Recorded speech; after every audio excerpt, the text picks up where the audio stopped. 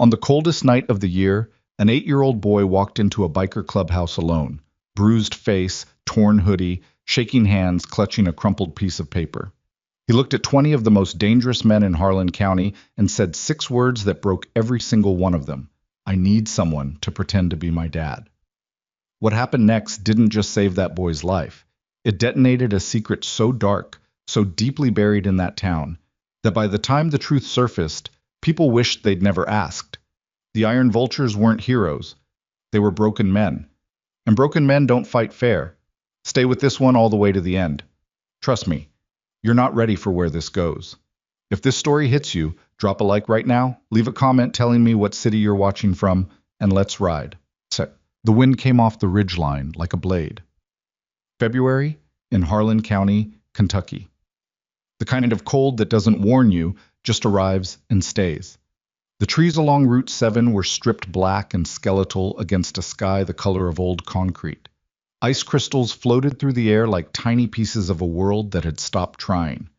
The road that ran past the Iron Vulture's compound was cracked down the center, and the cracks were filled with frost that glittered under the sick yellow wash of a single sodium light mounted above a chain-link gate. Behind that gate sat a concrete block building with no name on it, just a hand-painted vulture on a rusted sheet of metal bolted above the door. The paint was faded. One wing was chipped down to bare steel. If you didn't know what the building was, you'd think it was abandoned. If you did know, you'd cross the street. Inside, the air was thick with cigarette smoke, old leather, engine grease, and the sour edge of whiskey that had been open too long. Neon beer signs threw patches of blue and red light across walls covered in photographs, patches, and a framed American flag with a black band across one corner. The jukebox in the back was broken. Had been for 3 years. Nobody fixed it because nobody cared about music anymore.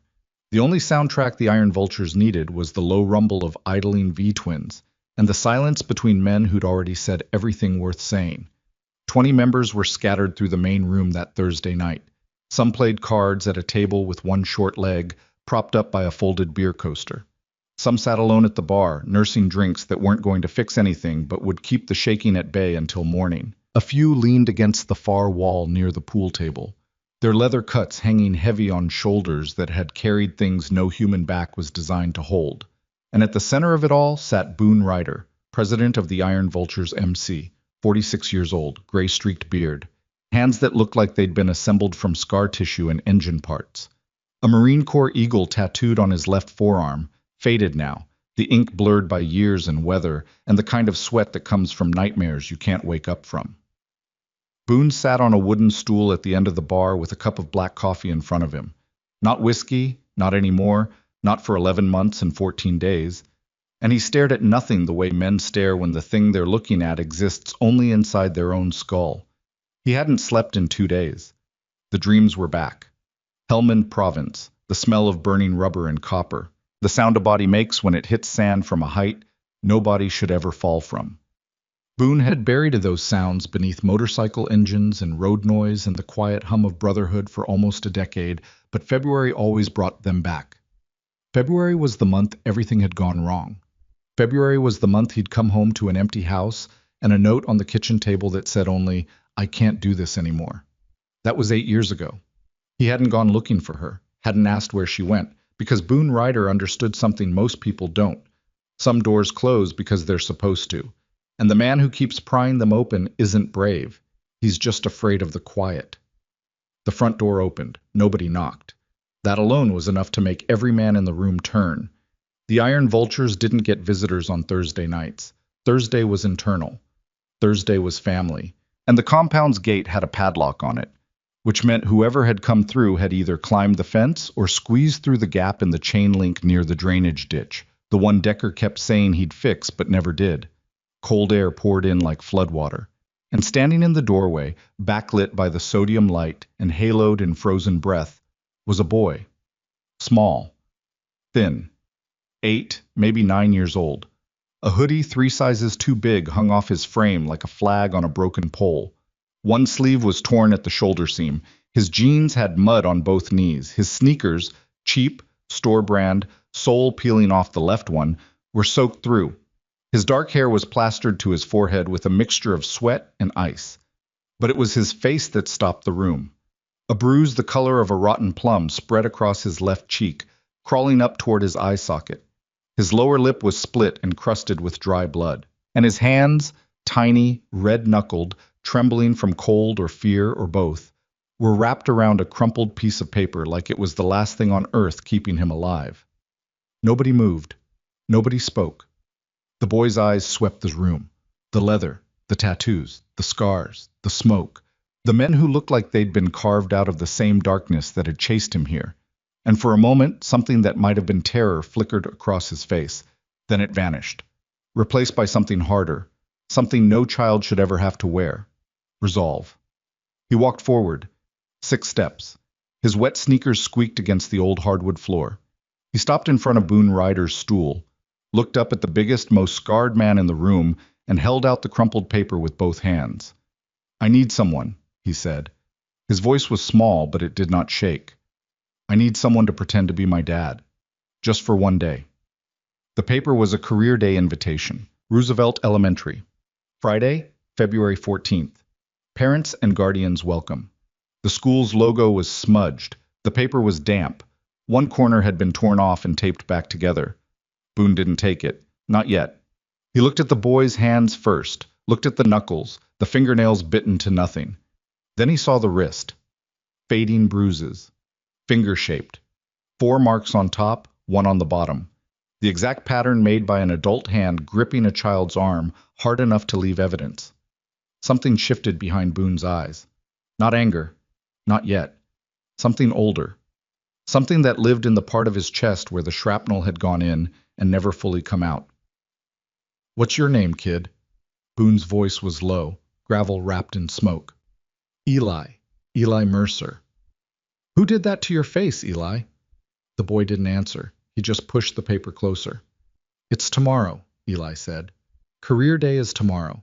All the other kids have someone coming. I don't have anyone." Behind Boone, the room was completely still.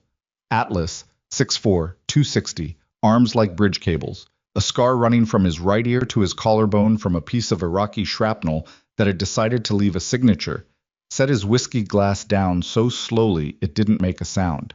Decker, the club's vice president, a former Army medic who still carried a field kit in his saddlebag everywhere he rode, leaned forward on his stool and studied the boy's injuries with clinical eyes that had seen worse but never gotten used to it. Preacher, the oldest member, 63, a man who'd done 12 years in federal prison for a crime he'd committed and another 8 for a crime he hadn't, closed his eyes and turned his head toward the wall. Because every man in that room recognized something in Eli Mercer's face. They recognized themselves. Boone set his coffee down. He lowered himself off the stool, one knee cracking as it bent, and kneeled on the floor until his eyes were level with Eli's. This close, he could smell the boy. Wet fabric, sweat, something chemical like cheap cleaning solution, and beneath all of it, the faint metallic scent that Boone knew from field hospitals. The smell of blood that's been wiped away but not washed off. "Eli," Boone said quietly, "I'm going to ask you one more time, and I need you to tell me the truth. Who put those marks on you?" Eli's jaw tightened. His eyes dropped to the floor. For 3 seconds, the only sound in the clubhouse was the tick of the old clock on the wall and the hiss of wind through a crack in the window frame. "My mom's boyfriend," Eli whispered. "Wade." "Wade got a last name?" "Coulter. Wade Coulter." Boone nodded once, slow, the way a man nods when he's making a decision that can't be unmade. "Where's your mama right now?" "Working. She works at the Double R Diner until midnight, sometimes later. She doesn't know I'm here." A pause. Something fragile passed across the boy's face. "She doesn't know about a lot of things." The room absorbed that. Boone studied the boy for a long moment. Then he reached out, slowly, the way you'd reach toward a stray dog that had been kicked too many times, and took the paper from Eli's hands. He read it. "Career day. Friday. Tomorrow."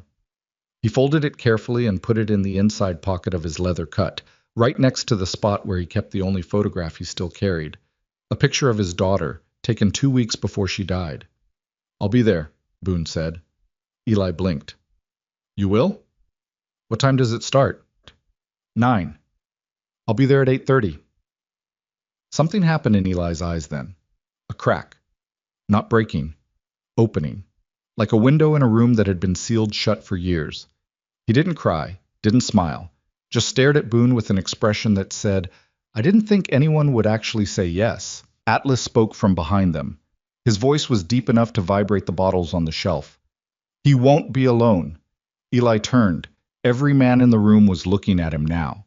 Not with pity, not with the soft, useless sympathy he got from school counselors who wrote notes and filed reports that went nowhere. These men were looking at him the way wolves look at something they've decided belongs to the pack.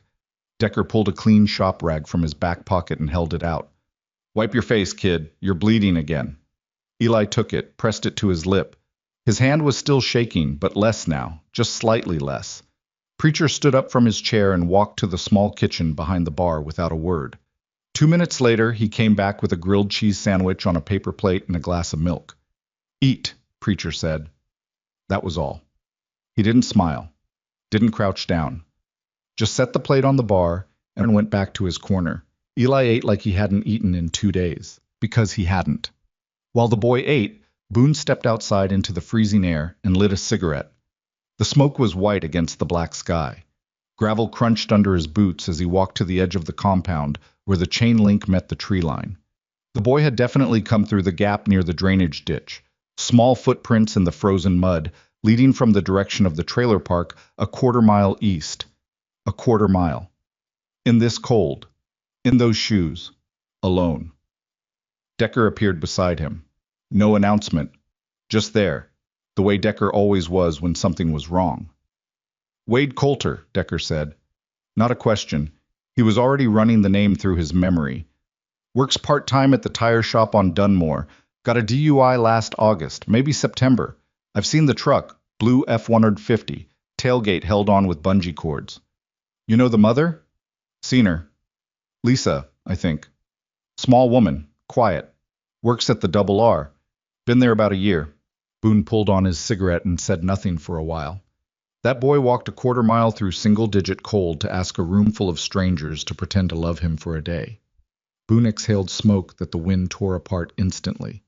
"I want to know everything about Wade Coulter by morning, everything." Decker didn't nod. Didn't need to.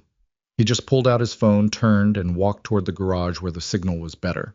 Boone finished his cigarette, crushed it under his boot, and went back inside. Eli was asleep, curled up on the old leather couch near the back wall, the one with the torn armrest and the burn mark from when Preacher had dropped a cigar on it in 2019. The shop rag was still pressed against his lip. The grilled cheese was gone. The milk glass was empty. And for the first time, the tension in the boy's body had released. His shoulders were down, his breathing was slow, and his face was smooth and unguarded in a way that made Boone's chest ache in a place he couldn't name. Atlas had draped his own leather jacket over the boy like a blanket. The jacket was enormous. It covered Eli from chin to ankle, and it smelled like engine oil, road dust, and the particular kind of loneliness that attaches itself to men who sleep alone in rooms they never decorate. Nobody commented on it. Nobody would. Boone looked at Preacher. "Call Lisa Mercer at the Double R. Tell her the boy is safe. Don't tell her where. And if she asks who's calling, tell her a friend. That's all she needs tonight." Friday morning arrived in shades of gray. Fog sat heavy over Harlan County like a wet wool blanket draped across a coffin. The sun was up there somewhere, but it had given up trying to push through. Frost covered every surface. Car windows, fence posts, power lines, the dead grass in the schoolyard of Roosevelt Elementary, where a janitor was salting the front steps and wondering why he could hear engines. Not an engine. Engines. 20 of them. The sound came from the east, rolling down Route 7 like distant thunder. Low. Resonant. The kind of vibration you feel in your sternum before your ears even register it. The janitor stopped mid-salt and turned. They came out of the fog like something from a fever dream. 20 Harley-Davidsons in staggered formation, chrome, catching whatever pale light the morning could offer, headlights burning through the mist like the eyes of something ancient and patient. The riders sat upright, faces unreadable above dark leather cuts and heavy boots. No speeding, no revving, just a deliberate rolling wall of sound and presence that made the air itself feel different. At the front rode Boone Ryder. Eli Mercer sat behind him, wearing a helmet that Atlas had dug out of the storage closet. The smallest one they had, still too big, but cinched tight. The boy's arms were wrapped around Boone's waist, and his eyes were wide open, and for the first time in his life, the world was not something he was trying to survive. It was something he was riding through. They pulled into the school parking lot at 8:27. The effect was immediate. Parents who'd been walking their children toward the entrance stopped dead. A mother in a gray peacoat pulled her daughter closer. A father in a Ford sedan rolled his window up. Two teachers standing at the front door exchanged a glance that contained an entire emergency meeting. The engines cut off in sequence, one by one, and the silence that followed was louder than the bikes had been. 20 men dismounted, leather creaked, boots hit asphalt. Some removed sunglasses. Some didn't. None of them smiled. These weren't men who smiled for occasions. These were men who showed up when showing up was the hardest thing left to do. Boone helped Eli off the bike, removed the helmet, and handed it to Atlas. Then he looked down at the boy. Ready? Eli nodded. They walked toward the entrance together. 20 bikers fell in behind them in a loose formation. Not military, not rehearsed, just the natural arrangement of men who'd been walking into hard rooms together for years. A woman in a navy blazer appeared at the door. Vice Principal Sandra DeWitt, mid-50s, hair pinned tight, clipboard clutched against her chest like a shield. "Excuse me," she said. Her voice was controlled, but her eyes were doing math she didn't like. "Career day visitors need to check in at the front office, and we have a policy about appropriate attire for school events." Boone stopped, looked at her. Not aggressive, not confrontational, just steady. The way a man looks when he's been told no by people with less authority than they think they have, so many times that the word doesn't even register anymore. "Ma'am," he said, "we're here for Eli." "And your relation to the student?" Eli stepped forward. "He's with me." Sandra DeWitt looked at the boy, looked at his bruised face, looked at the 20 men behind him. Something shifted in her expression. Not acceptance, not quite, but the uncomfortable recognition that whatever she was about to witness was beyond the scope of her clipboard. "You'll need to sign in," she said finally. "All of you." "Yes, ma'am." They signed in, every one of them, real names on the visitor log. Atlas had to use 2 lines because his handwriting was the size of his fists. Preacher signed with the careful precision of a man who'd filled out prison paperwork for 2 decades. Decker listed his occupation as field medic, retired, and didn't elaborate. The gymnasium was set up with folding chairs in rows and a small stage at the front with a microphone and a banner that read, "Roosevelt Elementary Career Day, Building Tomorrow Together." The banner was slightly crooked. The microphone had a piece of tape around the middle where it had been repaired. Parents were already seated, accountants, nurses, a real estate agent, a man in a John Deere cap who ran the feed store on Highway 12. Normal people in normal clothes, doing the normal thing of showing up for their children in a world where showing up was sometimes the only thing that counted. And then the iron vultures walked in. The room didn't go silent, it went absent, as if the sound had been physically removed from the space, leaving behind only the squeak of boots on waxed gym floors and the barely audible creak of leather. They filed into the back 2 rows. They sat down. They didn't sprawl or posture. They sat the way men sit in courtrooms and hospitals and funeral homes, upright, contained, and aware of every exit. Eli sat in the front row with his class. He turned around once, just once, and looked at Boone. Boone gave him one nod. That was enough. The presentations began. The accountant talked about numbers. The nurse talked about helping people. The feed store owner talked about hard work and early mornings. They were fine. Adequate. The kind of presentations that would be forgotten by lunch. Then the principal, a thin man named Gary Fenton, who'd been running Roosevelt Elementary for 19 years and had never once had to deal with 20 motorcycle club members at a school event called Eli's name. "Eli Mercer has invited some guests from," he looked at his notes, looked at the back rows, "from the Iron Vultures Motorcycle Club." Murmurs. A mother leaned to another mother and whispered something behind her hand. Boone stood up, walked to the front. The stage creaked under his boots. He adjusted the microphone down. It had been set for Gary Fenton's height, and Boone had 4 inches on him, and looked out at the room. He didn't introduce himself. "Most of you look at us and see something dangerous," he said. "That's fine. We are, but not the way you think. Silence. Every man sitting in those back rows has been through something that would have killed a weaker person. War, prison, addiction, loss. The kind of loss you don't come back from. You just learn to carry it quieter. He paused. We're not here to scare anyone. We're not here to recruit anyone. We're here because a boy asked us to show up. And where we come from, when someone asks you to show up, you show up. He stepped back from the microphone. Atlas came forward next. The stage groaned. He looked out at the children and the parents and the teachers, and he took a breath that made his massive chest expand like a bellows. When I was Eli's age, Atlas said, I used to hide in the closet when my old man came home drunk. I'd put my hands over my ears and count to 100. Sometimes I'd have to count to 1,000. He paused. I'm telling you this because some of you kids in here are counting right now, and I want you to know, it's not your fault. It was never your fault. And one day, you're going to be big enough to walk out of that closet and never go back. A teacher in the second row covered her mouth with her hand. A boy in Eli's class, small, dark-haired, sitting rigidly straight, stared at Atlas with eyes so wide they looked like they were trying to absorb every word through sheer force of will. And in the fifth row of parents, a man in an expensive wool coat shifted in his seat. Gerald Pike, attorney, town council member, father of Mason Pike, the boy who bullied Eli worse than anyone.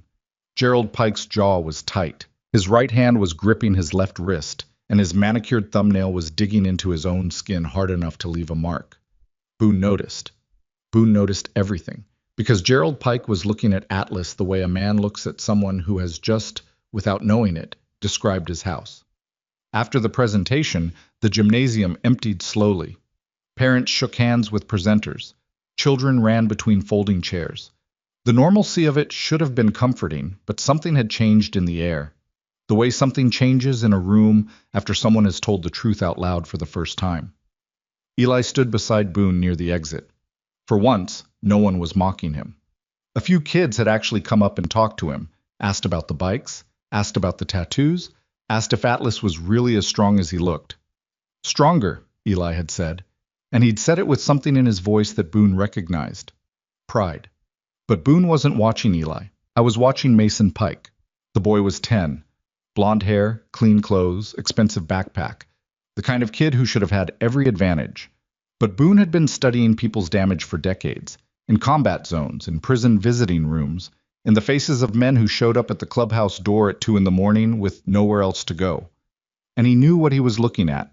Mason Pike flinched, not at a loud noise, not at a sudden movement. He flinched when his father put a hand on his shoulder, a small, involuntary contraction of the muscles along his neck and upper back. The kind of flinch that can't be faked and can't be unlearned and tells you everything you need to know about what happens inside a house that looks perfect from the street. Gerald Pike's hand stayed on his son's shoulder, his fingers pressed in just slightly too hard, and Mason's expression, the bully, the tormentor, the kid who made Eli's life a daily hell, went blank, completely, terrifyingly blank. The emptied face of a child who had learned that the safest expression is no expression at all. Boone looked at Decker. Decker had seen it too. His medic's eyes were locked on the Pike boy the way they used to lock on shrapnel wounds, assessing depth, trajectory, the damage that wasn't visible yet. Neither man said a word, but both of them understood something that was about to make this story much, much more complicated. Eli Mercer wasn't the only broken child in that school. That night, the temperature dropped to 9 degrees. Boone rode back to the compound alone. The other members had dispersed, some to their apartments, some to night shifts, some to the bars where they'd sit alone and drink things that wouldn't fix them. But Boone needed the cold, needed the wind cutting through his jacket and the road vibrating through his hands because those sensations were proof he was still alive, and some nights, that proof was all he had. He parked his bike in the garage, killed the engine, sat in the silence for a long time. Then he pulled out his phone and called Decker. "The Pike boy," Boone said. No greeting, no preamble. "I saw it." That flinch wasn't from a one-time thing. That's conditioned. Agreed. Gerald Pike is on the town council. His wife runs the PTA. He probably donates to the school. Probably coaches Little League. Probably. Nobody's going to believe a word against him. No, Decker said. They won't. Silence. Then Boone said something that hung in the frozen air between the phone signal and the darkness like a blade waiting to fall. 2 boys, Decker. 2 broken boys. One from a trailer park and one from a mansion, and the same wound hiding behind both their eyes. Decker said nothing.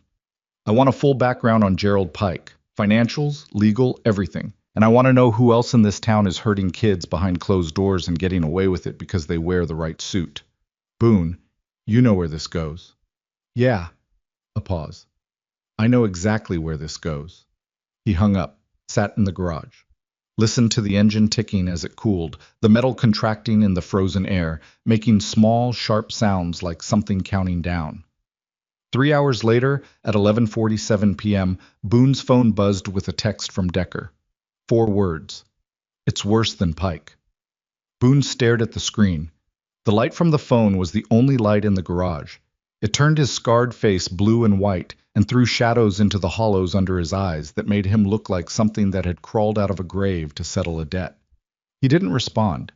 He didn't need to, because whatever Decker had found, Boone already knew one thing with absolute certainty. The iron vultures had just ridden into something far bigger than one boy's bruises, far darker than one drunk stepfather, and far more dangerous than 20 bikers on Harleys could handle alone. And they were going to ride into it anyway. The text on Decker's phone said 4 words. It's worse than Pike. By 6 o'clock a.m. Friday, Boone was standing in the Iron Vulture's back office, a windowless room behind the bar that smelled like mildew, old paper, and the ghost of every bad decision that had ever been made inside it. A single desk lamp threw a cone of yellow light across a table covered in printouts, county records, and a laptop running a background check service that Decker paid for with a prepaid card registered to a name that didn't exist. Decker was already there. He looked like he hadn't slept. His eyes were bloodshot and his jaw was working a piece of gum that had lost its flavor 3 hours ago.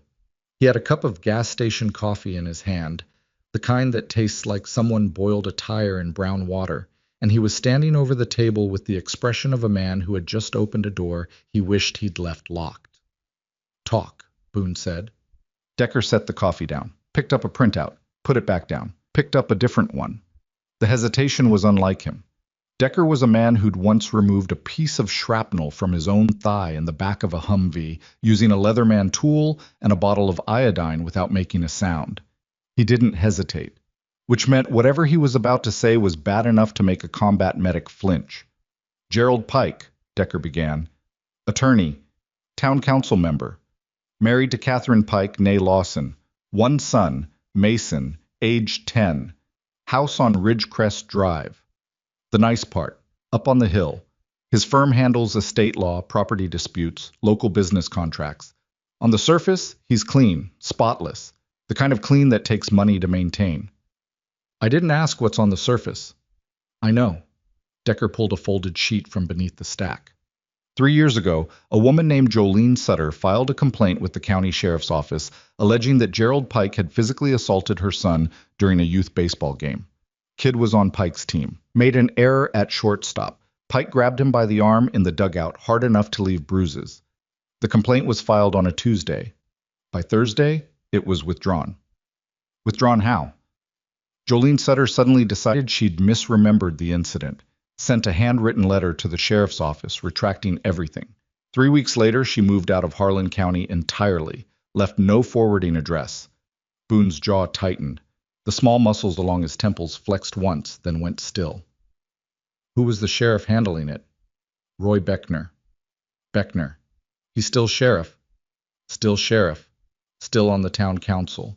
Still plays golf with Gerald Pike every other Sunday at the Harlan County Club. The silence in the room was the kind that has weight. Boone could feel it pressing against the back of his skull like a migraine that hadn't fully arrived yet. He reached for his coffee, cold now, bitter, perfect, and drank without tasting it. You said it's worse than Pike, Boone said. That's Pike. What's worse? Decker looked at him, held the look. The way men hold a look when they're about to hand someone a burden they can never set down. I started pulling threads. Called in a favor with a woman I know at the county clerk's office. She ran sealed juvenile records for me. Don't ask how. I owe her a transmission rebuild now. 3 other families in Harlan County have filed complaints involving harm to minors in the last 5 years. 3 separate families, 3 separate incidents. All 3 complaints were withdrawn within 2 weeks of filing. All 3 families left the county afterward. And the common thread? Every one of those complaints was handled through the county system. Sheriff's office takes the report. County attorney reviews it. Town council has oversight authority over the sheriff's budget and appointments. Decker paused. Gerald Pike sits on that council. Roy Beckner answers to that council. And the county attorney, a man named Dale Whitfield, went to law school with Pike. They were roommates. Boone set the coffee cup down slowly. The ceramic made a small, precise sound against the table that was louder than it should have been. You're telling me there's a pipeline.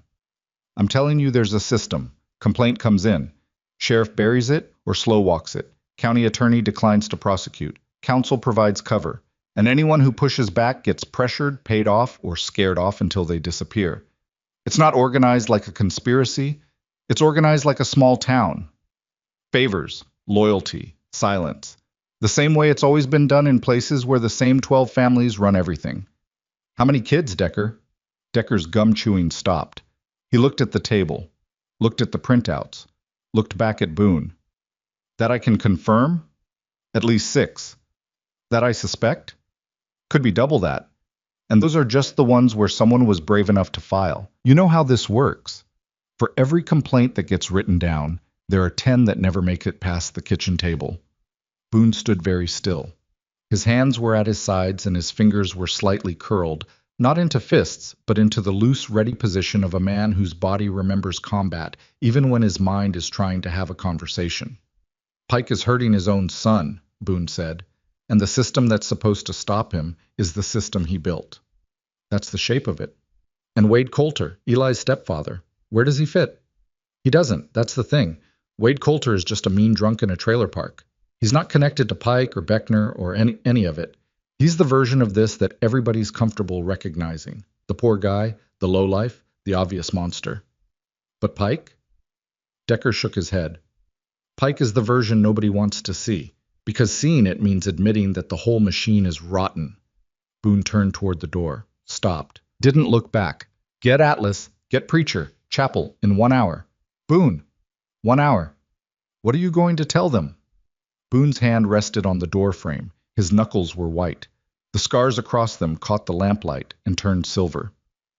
The truth, he said, and then I'm going to ask them to do something that might burn this club to the ground. The chapel was what the Iron Vultures called their meeting room, a long, narrow space at the back of the clubhouse with a heavy oak table that had been there since before any of them had patched in. The table had cigarette burns along both edges, a deep gouge near the center where someone had driven a knife point first into the wood during an argument in 2014, and the initials of 6 dead members carved into the underside where nobody could see them unless they crawled underneath and looked. 4 men sat around it now. Boone at the head, Decker to his right, Atlas to his left, Preacher at the far end, a cup of black coffee untouched in front of him, his weathered hands folded on the table like a man waiting for a sentence to be read. Boone told them everything. The Pike boys' flinch, the withdrawn complaints, the sheriff, the county attorney, the pipeline of silence that had been protecting men who hurt children in Harlan County for at least 5 years and probably longer. When he finished, the room was quiet. Not quiet like a pause. Quiet like the space between a trigger pull and the sound that follows. Atlas spoke first. We sure about this? All of it? Decker's sure, Boone said. That's good enough for me. Records confirm it, Decker said. I haven't verified everything independently, but the pattern is there. It's consistent, and it's too clean to be coincidence. Atlas leaned back. His chair groaned. His arms were crossed over his chest, and his face was unreadable, but his right thumb was rubbing the scar on his left forearm. The one from Iraq, the one he only touched when he was thinking about things that made him want to break something. So what are we doing here? Atlas asked. Because going after a drunk in a trailer park is one thing. Going after a town council member, a sheriff, and a county attorney is something else entirely. That's not a rescue. That's a war. I know what it is. Do you?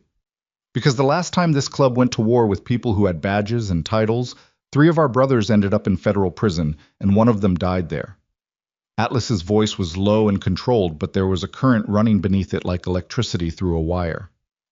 I spent 4 years in Beaumont because we thought we could take on a system bigger than us. I'm not afraid of prison, but I'd like to know it's worth it before I go back. The words landed on the table like stones. Preacher looked up from his untouched coffee.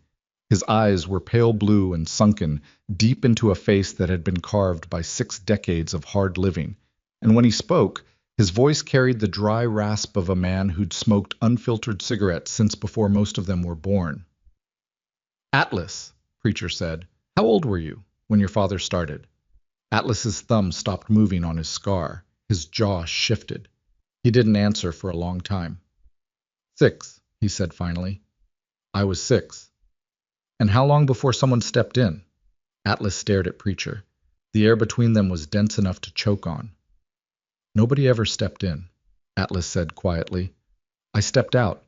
When I was 16, I walked out the front door and I didn't stop walking until I got to a Marine Corps recruiting office in Lexington. That was my rescue. There was no one else. Preacher nodded, slow, once. Then you already know the answer to your own question. Atlas looked at this table, at the gouge in the center, at the cigarette burns, at the history of violent, broken men embedded in the grain of the wood. Then he looked at Boone. What's the plan? Boone leaned forward. 2 tracks. Wade Coulter first. Tonight. He's simple, a bully with no connections and no backup.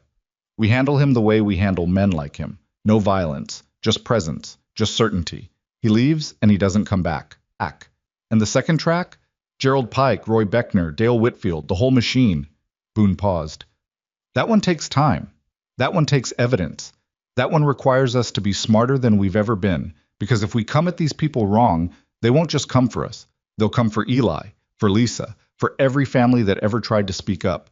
We need proof that can't be buried. We need witnesses who won't be silenced. And we need someone outside this county to deliver it to.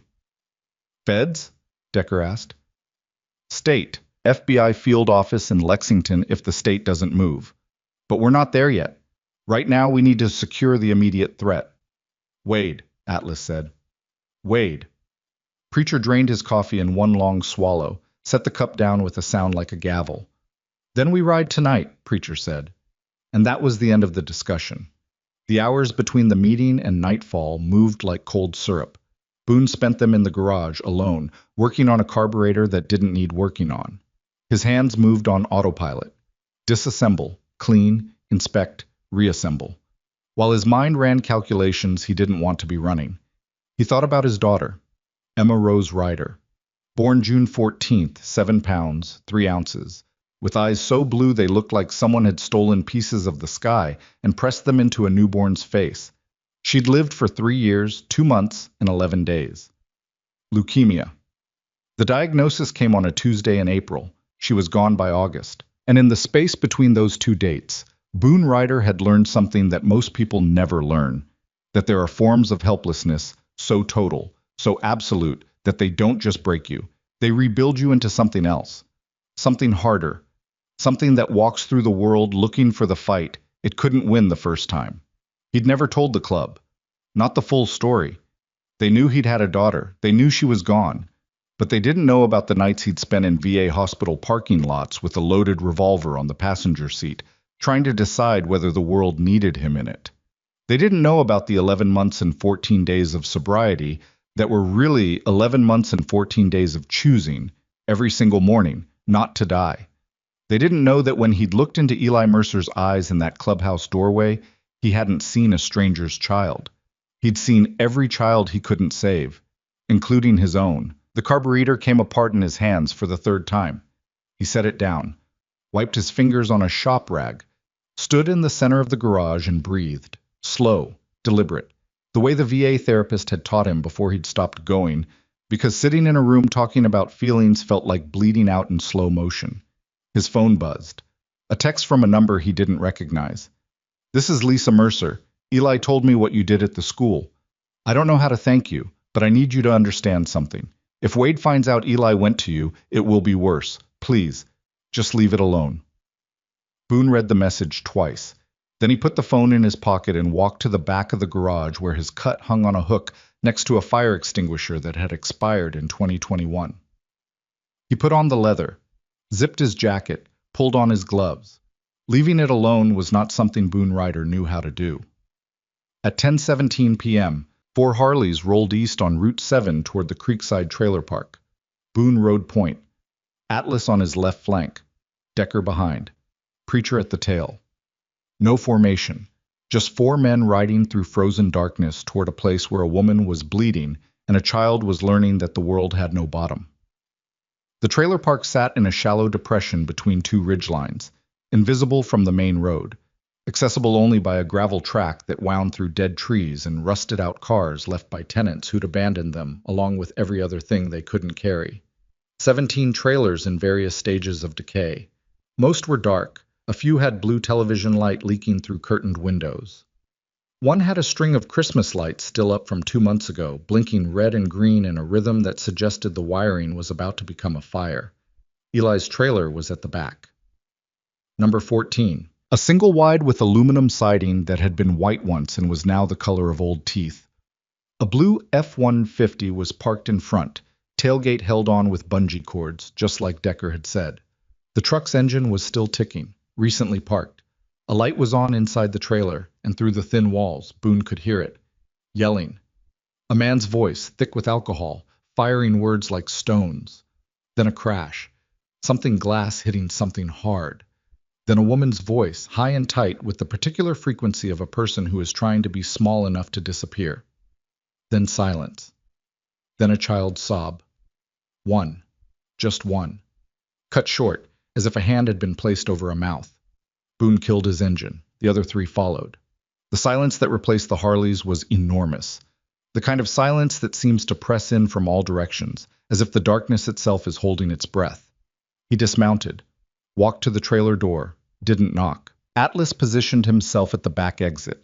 There was always a back exit, always a window or a flimsy door that men like Wade Coulter used when the consequences of their actions finally showed up. Decker stood at the front corner, visible from inside if anyone looked through the kitchen window. Preacher stayed near the bikes, arms folded, face unreadable, watching the road. Boone tried the front door.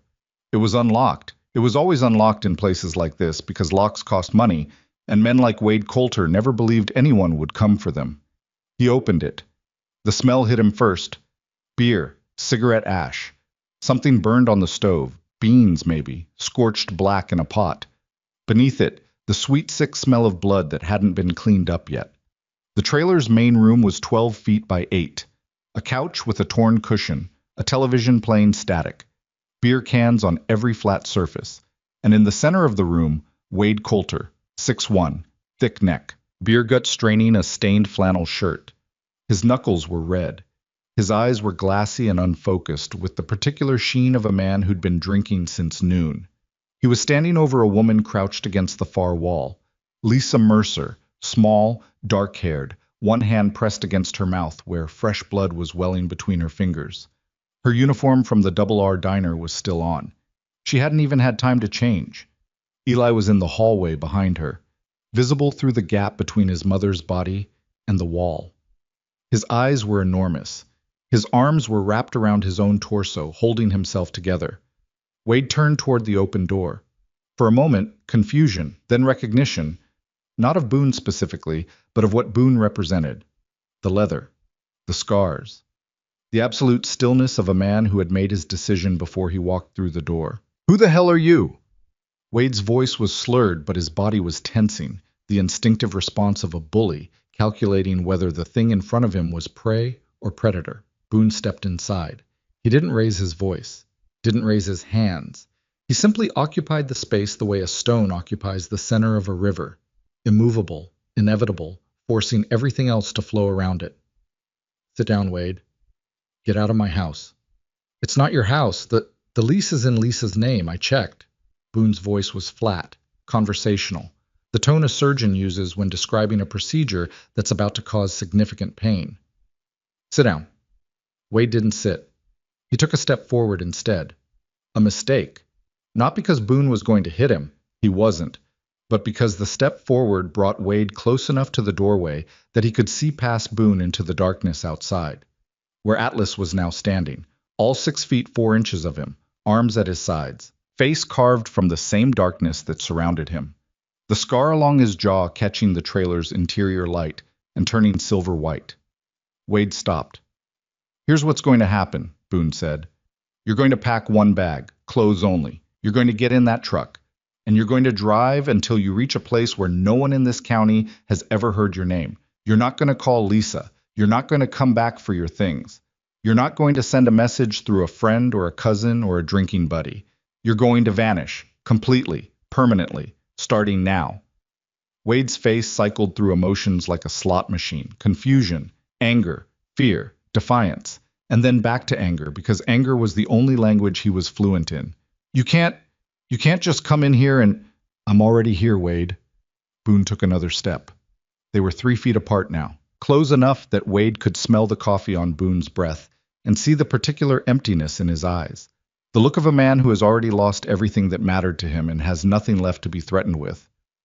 "The question isn't what I can do, the question is what you're going to do. Because you have about 90 seconds to make a decision that determines how the rest of your life feels." Lisa spoke from the floor. Her voice was muffled by her hand in the blood. "Boone, don't. He'll just come back angrier. He won't." Boone didn't look at her. He kept his eyes on Wade. "He won't, because he understands something right now, even through all that bourbon. He understands that if he comes back, if he calls, if he writes, if he shows up at Eli's school or Lisa's diner or anywhere within 100 miles of this trailer, he will be found. And the conversation won't be this polite." Wade's eyes flicked past Boone to Atlas, to Decker, back to Boone. Something drained out of his face. Not courage. Men like Wade Coulter didn't have courage. What drained out was the illusion of power. The belief that size and volume and closed fists were enough to control a room. That belief had kept him functioning for years. Without it, he was just a drunk in a stained shirt standing in a trailer that smelled like burned beans and his own failures. "You don't know what you're getting into," Wade said. But his voice had changed. The aggression was gone, replaced by something thin and reedy and desperate. 90 seconds, Wade. The clock started when I walked in." Wade looked at Lisa, at Eli, at the boy who was watching from the hallway with eyes that held no fear anymore, just a cold, bright attention, the look of a child who is watching the monster under his bed being dragged into the light. Wade packed a bag. It took him 4 minutes. He moved through the trailer with the jerky, unfocused motions of a man whose body was operating on autopilot, while his mind tried to process a reality it had never anticipated. He threw clothes into a duffel bag, grabbed his wallet from the kitchen counter, looked around the trailer one last time, at the woman he'd hit, at the boy he'd terrorized, at the life he'd built on fear and silence, and walked out the front door without a word. Boone followed him to the truck. Wade opened the driver's door, stopped, turned. "That boy came to you," Wade said. It wasn't a question. Something moved across his face. Not remorse, not guilt, just the bitter recognition that the thing he'd been beating had finally bitten back. "Little bastard actually went and—" "Don't," Boone said. One word, quiet, final. The syllable carried more threat than a loaded weapon, because it came from a place beyond anger, beyond violence, from the deep frozen center of a man who had watched a 3-year-old girl die in a hospital bed and had decided afterward that there was no pain left in the world that could touch him. Wade got in the truck, started the engine, backed down the gravel track with his headlights cutting wild arcs through the trees. The taillights shrank to red dots. Then they were gone. The darkness reclosed behind them like water filling a hole. Boone stood in the gravel for a long time. His breath was white. His hands were shaking. Not from cold, not from adrenaline, but from the effort of holding himself inside his own skin, while every cell in his body screamed to follow that truck and finish what restraint had prevented him from starting. Atlas appeared beside him, put a hand on his shoulder, didn't speak, didn't need to. Inside the trailer, Decker was already on the floor beside Lisa, his field medic instincts taking over. He had her hand away from her mouth and was examining the cut on her lip with the flashlight on his phone. "It's not deep," he said. "Won't need stitches. But your cheekbone's swelling. You should ice it." Lisa was crying, not the loud, heaving kind, the silent kind, the kind that comes from a body that's been holding everything in for so long that when it finally lets go, there's no sound left. just water running down a face that's forgotten what safety feels like. Eli came out of the hallway, walked past his mother, walked past Decker, walked straight to the front door where Boone was standing in the cold, backlit by the distant glow of Preacher's cigarette near the bikes. The boy looked up at the man. The man looked down at the boy. Neither spoke. Eli reached out and took Boone's hand, just held it. The boy's fingers were small and cold, and they gripped with a strength that had nothing to do with muscle and everything to do with the desperate, primal need to hold on to something solid in a world that had been liquid for as long as he could remember. Boone closed his hand around the boy's, and for the first time in 11 months and 14 days, the man who had been choosing every morning not to die felt something other than the absence of a reason. They stayed at the trailer for 2 hours. Decker treated Lisa's injuries. Atlas fixed the lock on the front door. Actually fixed it, not with bungee cords and duct tape, but with a deadbolt he'd brought in his saddlebag because he'd known, the way men who grew up in houses like this always know, that the first thing a woman needs after the monster leaves is a door that locks. Preacher made coffee, found the pot under the sink, washed it, brewed it strong, set cups on the table for everyone, including Eli, whose cup he filled only halfway and lightened with enough milk to turn it the color of sand. Nobody talked about what had just happened. Nobody needed to. At midnight, Lisa finally spoke. "He'll come back," she said. She was sitting at the kitchen table with an ice pack made from a dish towel and frozen peas pressed against her face. Her eyes were clear now. The crying had stopped, replaced by the flat, exhausted pragmatism of a woman who had learned to plan for the worst because the worst had never failed to arrive. "He won't," Boone said. "You don't know him." "I know exactly what he is. And I know what we are." Boone sat across from her. The kitchen light was harsh and fluorescent, and it turned every line on his face into a canyon. "Lisa, I need to ask you something, and I need you to be honest with me, even if it's hard." She waited. "Has anyone else in this town ever hurt Eli? Anyone at school, any adult, anyone?" Lisa's face changed. A micro-expression, there and gone in less than a second. But Boone caught it, the slight widening of the eyes, the involuntary tightening of the muscles around the mouth. The look of a woman who just heard a question she'd been hoping no one would ever ask. "Why?" she said. "Because I sat in that gymnasium today and I saw something. And I need to know if what I saw is connected to what's happening in this house, or if it's something else entirely." Lisa looked at Eli. The boy was asleep again, this time in his own bed, visible through the open door of his tiny room at the end of the hall. Decker had tucked him in. Atlas's leather jacket was draped over the chair beside the bed, standing guard in the only way an inanimate object can. "There's a boy at school," Lisa said quietly. "Mason Pike. He's the one who bullies Eli the worst. But Eli told me something a few weeks ago that I haven't been able to stop thinking about." She paused, set the ice pack down. Her hands were trembling. "Eli said Mason came to school one day with bruises on his arms. Said Mason told him his dad did it. But when the teacher asked, Mason said he fell off his bike." Lisa looked at Boone. "Mason's father is Gerald Pike." "I know who he is." "Then you know nobody in this town will touch him. He's on the council. He handles half the property law in the county.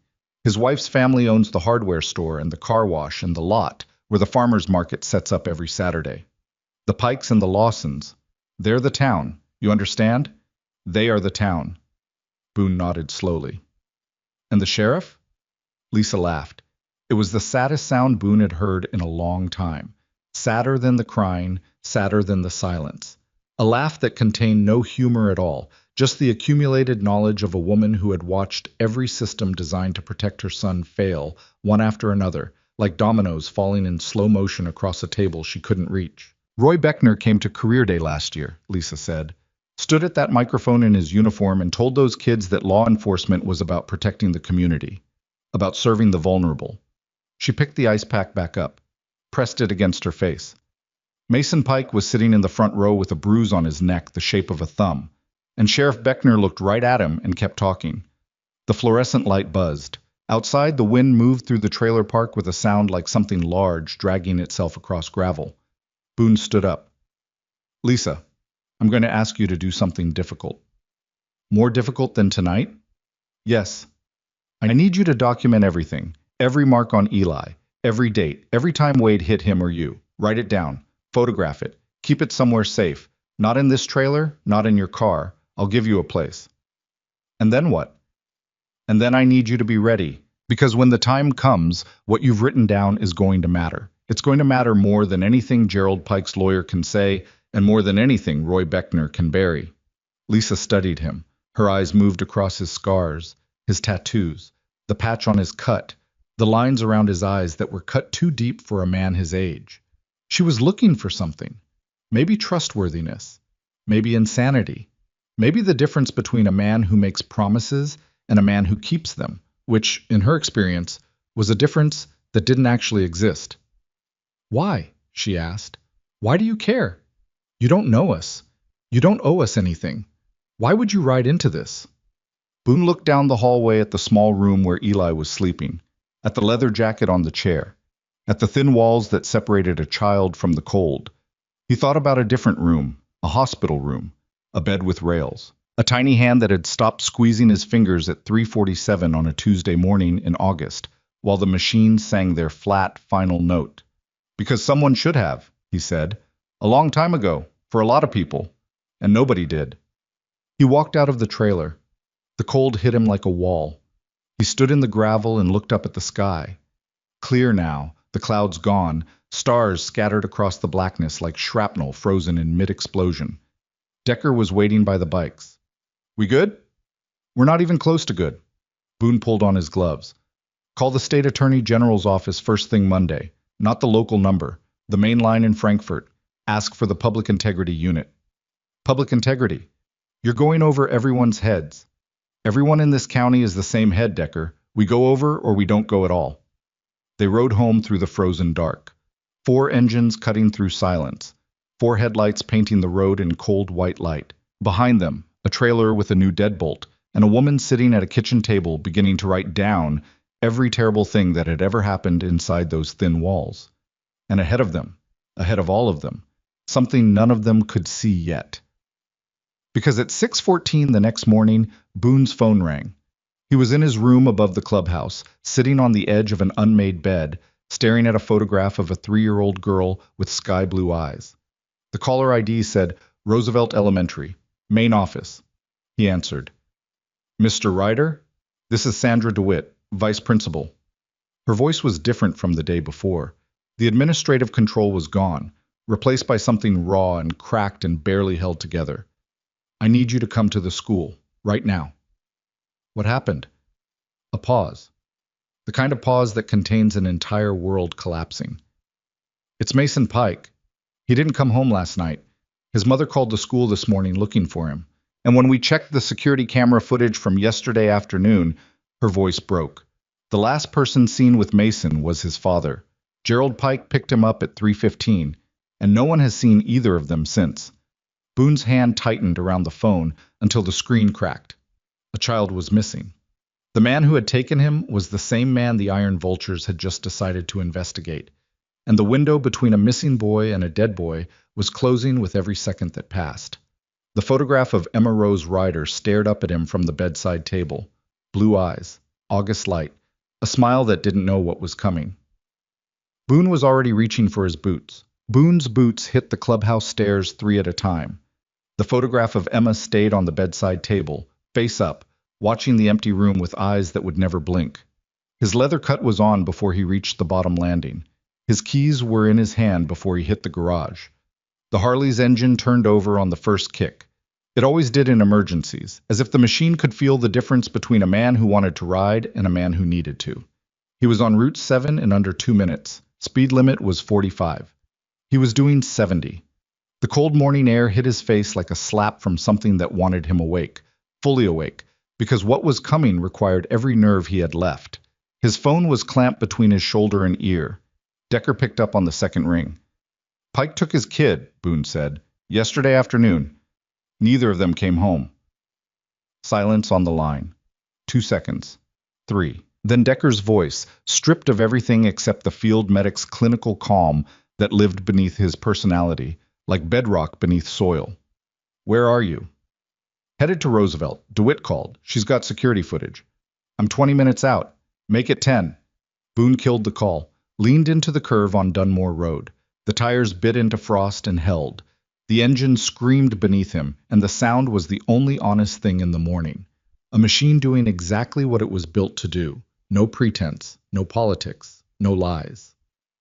Roosevelt Elementary looked different at 7 in the morning. No children, no buses, just a flat institutional building sitting in a parking lot that was mostly empty except for 3 vehicles. Sandra DeWitt's silver Camry, a school district maintenance truck, and a Harlan County Sheriff's Department cruiser. Boone parked, killed the engine, stared at the cruiser. Roy Beckner was already here. The realization moved through Boone's body like cold water poured down his spine. The sheriff, the same sheriff who played golf with Gerald Pike, the same sheriff who'd buried complaints, who'd looked at bruised children and kept talking, was inside that school right now, controlling the first hour of a missing child investigation. The first hour. The hour that mattered most. The hour where evidence was gathered or destroyed, where narratives were shaped, where the story of what happened began solidifying into the story that would be told. Boone walked through the front entrance. The hallway was empty and lit by fluorescent tubes that buzzed at a frequency designed to make everything look slightly worse than it was.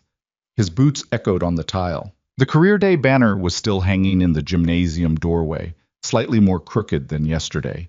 And the sight of it, building tomorrow together, hit Boone with a wave of something that tasted like battery acid in the back of his throat. Voices from the main office. He followed them. Sandra DeWitt was standing behind the reception counter. She looked like she'd aged 5 years overnight. Her hair was down, unusual for her, wrong somehow, as if she'd been called in before she'd had time to assemble the armor she wore to work every day. Her blazer was wrinkled, her hands were shaking, and she was holding them together in front of her stomach to hide it, the way people do when they think composure is the same thing as strength. Across from her, leaning against the wall with his arms crossed and his hat pushed back on his head, was Sheriff Roy Beckner, 58, 6 feet even. A build that had been athletic once and was now just bulk, the kind of body that a desk and a bottle of bourbon create when they work together long enough. His uniform was pressed, his badge polished, and his face wore the particular expression of a man who was performing concern the way an actor performs, from the outside in, hitting the marks, saying the lines, but with nothing behind the eyes that matched the words coming out of the mouth. Beckner looked at Boone, his arms uncrossed. Something passed across his face, recognition, calculation, then a smile that didn't reach past his lower lip. "Mr. Ryder," Beckner said. "Interesting you're here. Sandra called me." "Did she?" Not a question. Beckner's eyes moved to DeWitt, who stiffened but didn't flinch. "Career Day was yesterday. Career Day's over. This is a law enforcement matter now." "A 10-year-old boy is missing," Boone said. "That makes it everybody's matter." "No, that makes it mine." Beckner straightened off the wall. He was taller than he looked when leaning, and he used the height the way men in uniform always use it, as a substitute for actual authority. "I've already spoken to Catherine Pike. Gerald called her last night around 8, said he was taking Mason on an overnight fishing trip up to Cutter Lake. She was upset he didn't mention it sooner, but she wasn't concerned until he didn't answer his phone this morning." "Fishing trip," Boone repeated. "In February, in single-digit cold." "Gerald Pike has a cabin up at Cutter Lake. He's taken the boy there before." "Has anyone gone to the cabin?" "I've got a deputy headed there now." "When?" "When I say so." "I'm not running this investigation on your schedule, Mr. Ryder." The two men looked at each other across the reception counter. The fluorescent lights hummed. The clock on the wall ticked with the steady mechanical indifference of something that doesn't care about the things that happen in the rooms it measures. Boone held Beckner's gaze for 5 full seconds. He was looking for something specific, the tell, the micro-expression, the involuntary signal that would confirm what Boone already suspected. And he found it, not in Beckner's eyes, which were practiced and guarded, in his hands. Beckner's right hand was resting on his belt, near his holstered sidearm, and his index finger was tapping against the leather. A small, rhythmic tap. The nervous habit of a man who isn't nervous about a missing child. He's nervous about who's standing in front of him asking questions. Boone turned to Sandra DeWitt. "You mentioned security footage." Yes." She glanced at Beckner. "The camera above the front entrance recorded Mr. Pike picking Mason up at 3:15 yesterday. But there's something. She stopped. Her hands tightened against each other. There's something about the way Mason looked. Looked how? He was. DeWitt's voice dropped, almost a whisper. He was crying, and he had his backpack but also a duffel bag, a large one, as if someone had packed clothes for him, and Gerald Pike was holding his arm. Not his hand. His arm. The way you'd hold someone who was trying to pull away. The room became very still. Beckner spoke. Kids cry when they leave school. Doesn't mean anything. With a packed duffel bag? Boone said. I told you. Fishing trip. You told me Catherine Pike didn't know about the trip until Gerald called last night. So who packed the boy's bag? Beckner's fingers stopped tapping. His face didn't change. It was too well trained for that. But something behind his eyes shifted. A gate closing. A wall going up. The unmistakable recalibration of a man who has just realized the conversation is no longer going the direction he planned. I think, Beckner said carefully, that you should let law enforcement handle this. You and your club did a nice thing at Career Day. Everybody appreciates it. But this isn't your area. My area is kids who get hurt by people who are supposed to protect them, Boone said. That's been my area since yesterday. And I'm telling you, Sheriff, Boone's voice dropped. Not louder. Lower. The difference between a man who's raising his volume and a man who's concentrating it. If Gerald Pike is at that cabin with his son, and this is just a fishing trip, then you've got nothing to worry about. Send the deputy. Confirm they're there. Case closed. He paused. But if you drag your feet on sending someone, if that boy spends another hour out there because you're managing the optics instead of managing the situation, then we have a different kind of problem. Is that a threat? It's a clock, Roy, and it's ticking. Beckner stared at Boone. His jaw was working. The muscles along his neck were cording. He was a man trying to decide between two fears. The fear of what would happen if he moved too fast, and the fear of what would happen if the iron vultures found out he moved too slow. He chose. Pulled his radio from his belt. Dispatch, this is Beckner. Send Unit 7 to the Pike Cabin on Cutter Lake Road. Welfare check. Priority. Copy, Sheriff. Unit 7 en route. Beckner put the radio back. Looked at Boone. Happy? I'll be happy when that boy is safe. Boone walked out of the office. Through the hallway. Past the crooked banner. Out into the cold morning where his Harley sat in the parking lot like a metal prayer waiting to be answered. Decker was pulling in. His bike slowed to a stop next to Boone's. He killed the engine and pulled off his helmet. His face was tight. He had the look Boone had learned to read over 15 years of riding beside this man. That meant he'd found something during the ride over, and it wasn't good. Talk to me, Boone said. Cutter Lake, Decker said. Pike's cabin. I know the area. I hunted up there 10 years ago. He paused. Boone, that cabin is 40 minutes from the county line. The other side of that line is Carter County. Different sheriff, different jurisdiction, different everything. You think he ran? I think a man who hurts his kid and knows people are starting to notice has two options. He can stop, or he can take the kid somewhere nobody's looking. And Gerald Pike is smart. He's a lawyer. He knows exactly where the jurisdictional lines are, and exactly how long it takes for one county to talk to another. Boone stood in the parking lot and felt the cold press against his face. The sun was still trying to break through the overcast, and the light it produced was thin and gray and useless, the kind of light that illuminates without warming. What else? Boone said. Because he could see it in Decker's posture. The way the man was standing slightly off-center, weight on his back foot, the body language of someone who's carrying something heavy and about to set it down. Decker reached into his jacket, pulled out a folded piece of paper, handed it to Boone. I called my contact at the clerk's office this morning, woke her up, asked her to run one more search. Any property owned by Gerald Pike outside Harlan County. Boone unfolded the paper, read it again. The words didn't change. Gerald Pike owned a second property. Not a cabin. A house. A 3-bedroom house on 40 acres in Carter County, purchased 18 months ago through a Shell LLC registered in Lexington. The property was listed under the name Ridgecrest Holdings. The mailing address for Ridgecrest Holdings was a P.O. box in Frankfort, and the registered agent for the LLC, the name on the paperwork, the person legally responsible for the entity, was Dale Whitfield, the county attorney. Whitfield helped him set it up, Boone said. Hidden property. Separate county. No paper trail connecting it to Pike's name unless you dig through LLC filings, which no one in Harlan County has any reason to do because the people who would normally investigate are the same people who helped create it. Boone stared at the paper. The letters blurred and resharpened as his vision pulsed with the kind of anger that doesn't burn hot. It burns cold, the way a star burns, steady and total, and capable of turning anything that gets close enough into ash. He's not at the cabin, Boone said. No.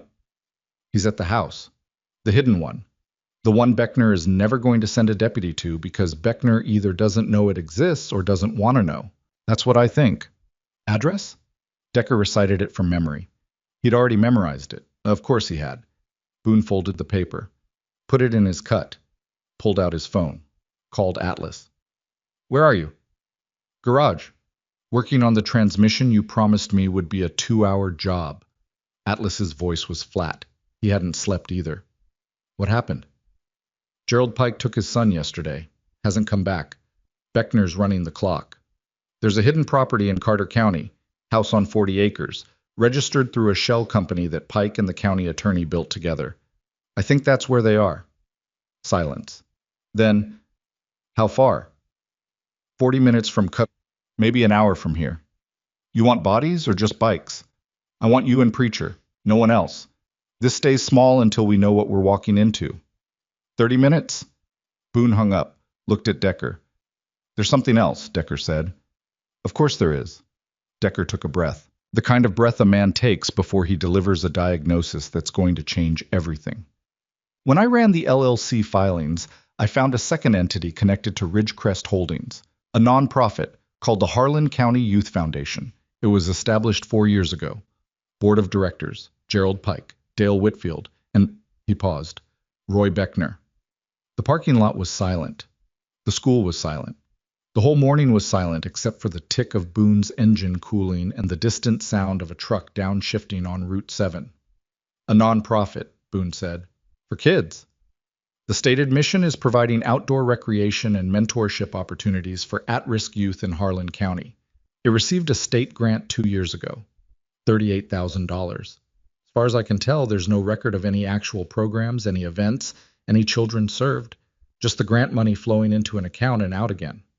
Where did the money go? I can't trace that from public records, but I know where it didn't go, to any child in this county. Boone's hands were at his sides. His fingers were curled into fists now, not the loose, ready position from before. Actual fists. Knuckles white. Tendons standing out against scarred skin like cables under tension. 3 men, Pike, Whitfield, Beckner, a lawyer, a county attorney, and a sheriff.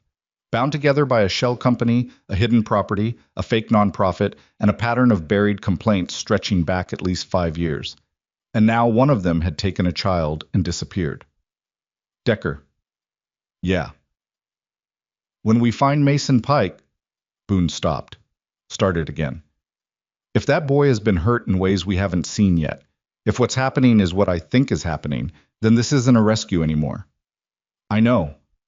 This is the kind of thing that doesn't end with someone driving away in a pickup truck. This is the kind of thing that ends in courtrooms or coffins. I know that too. Boone looked at the school, at the crooked banner, at the empty parking lot where, 24 hours ago, 20 Harleys had rolled in and an 8-year-old boy had smiled for the first time in years. That boy was safe now. That boy had a new deadbolt on his door and a mother who was writing everything down, and a brotherhood of scarred men who would burn the world to keep him whole. But Mason Pike was not safe. Mason Pike was somewhere in Carter County, in a hidden house on 40 acres, with a father who had spent years perfecting the art of hurting children behind closed doors while the system he'd built watched the other way. And the system was still watching the other way. Right now. This minute. While Beckner sent a deputy to an empty cabin and ran the clock. Let's ride, Boone said. They rode. 4 Harleys on a 2-lane highway cutting through the spine of eastern Kentucky. Boone at the front, Decker on his right, Atlas and Preacher behind. The sky was low and gray and pressing down on the hills like a hand trying to flatten something that refused to stay flat. Leafless trees lined the road like witnesses who had agreed to say nothing. The pavement was slick with frost that the morning sun hadn't touched yet. and the bikes moved through it with the careful, deliberate precision of men who understood that this road, this specific stretch of blacktop between Harlan County and Carter County, was a line they were crossing in more ways than one. No jurisdiction, no authority, no badges. Just four men on motorcycles following a piece of paper with an address on it, riding toward a house they'd never seen to find a boy they'd only met once, because the people who were supposed to protect him had built the cage instead. The Carter County line was unmarked. No sign, no gate. Just a slight change in the quality of the road, newer asphalt, fewer potholes, and a feeling in the air like crossing the threshold of someone else's house without being invited. The address Decker had memorized led them off the highway onto a county road, then onto a gravel track, then onto a dirt road so narrow that the trees on either side nearly touched overhead. The canopy was bare. February had stripped everything, but the branches still formed a tunnel of gray wood and gray sky that made the light dim and directionless. The house appeared at the end of the road like something that had been hiding. Single story. Brick. Newer than it should have been for 40 acres of rural nothing, the kind of house that's built to be invisible from the road and comfortable enough to stay in for a while. A gravel driveway. A detached garage with the door closed.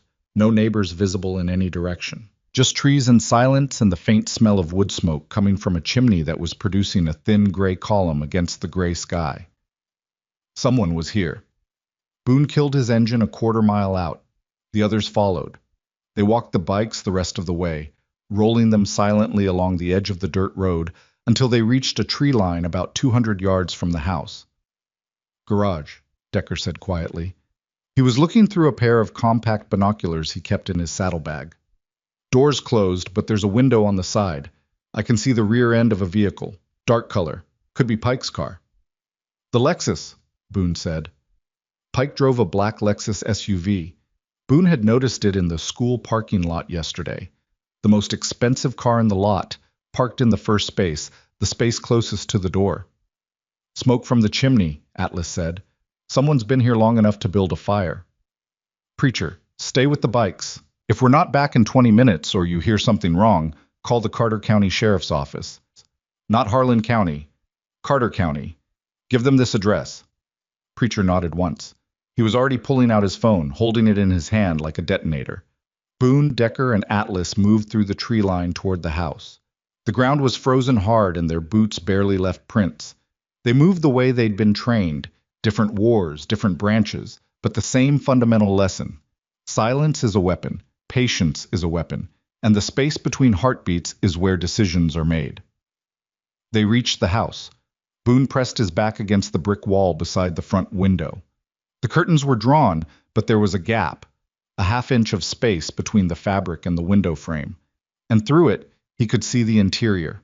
A living room, sparsely furnished, a couch, a television, off, a fireplace with a low fire burning. On the couch, sitting upright with his hands in his lap and his eyes fixed on the far wall, was Mason Pike. The boy was alive. He was wearing the same clothes from yesterday, the expensive polo shirt, the dark jeans, but they were wrinkled now, slept in. His face was pale. His eyes were dry but swollen, the way eyes look after hours of crying, followed by the particular exhaustion that comes when the body runs out of tears but the pain keeps going. There was a mark on his neck, red, fresh, the size and shape of a man's hand. Boone felt something inside him shift, not break. He was past breaking, something older, deeper, harder. The thing that had been built in a hospital room 3 years after a little girl died. The thing that had no name but had a function, and that function was absolute. He scanned the rest of the room through the gap. No sign of Gerald Pike. A doorway leading to a hallway. A kitchen visible beyond. The house was quiet. The kind of quiet that could mean a man was asleep in another room, or a man was standing behind a door with something in his hand. Boone looked at Atlas, pointed to the back of the house. Atlas nodded and moved along the wall, disappearing around the corner with a silence that seemed impossible for a man his size. Decker positioned himself at the front door, tested the handle. Locked. He looked at Boone and shook his head once. Boone moved to the garage. The side window Decker had spotted was at chest height. He looked through it, the black Lexus, Kentucky plates, and on the workbench against the far wall, a laptop, a stack of files, and a cell phone. Pike had left his phone in the garage. Deliberately. The phone that Catherine Pike had been calling. The phone that Beckner could track if he ever decided to try. Boone's breath fogged the glass. He wiped it clear, looked again. Noticed something on the floor beneath the workbench. A box, cardboard, lid off. Inside it, visible even from the window, were manila folders, dozens of them, each one labeled with a colored tab.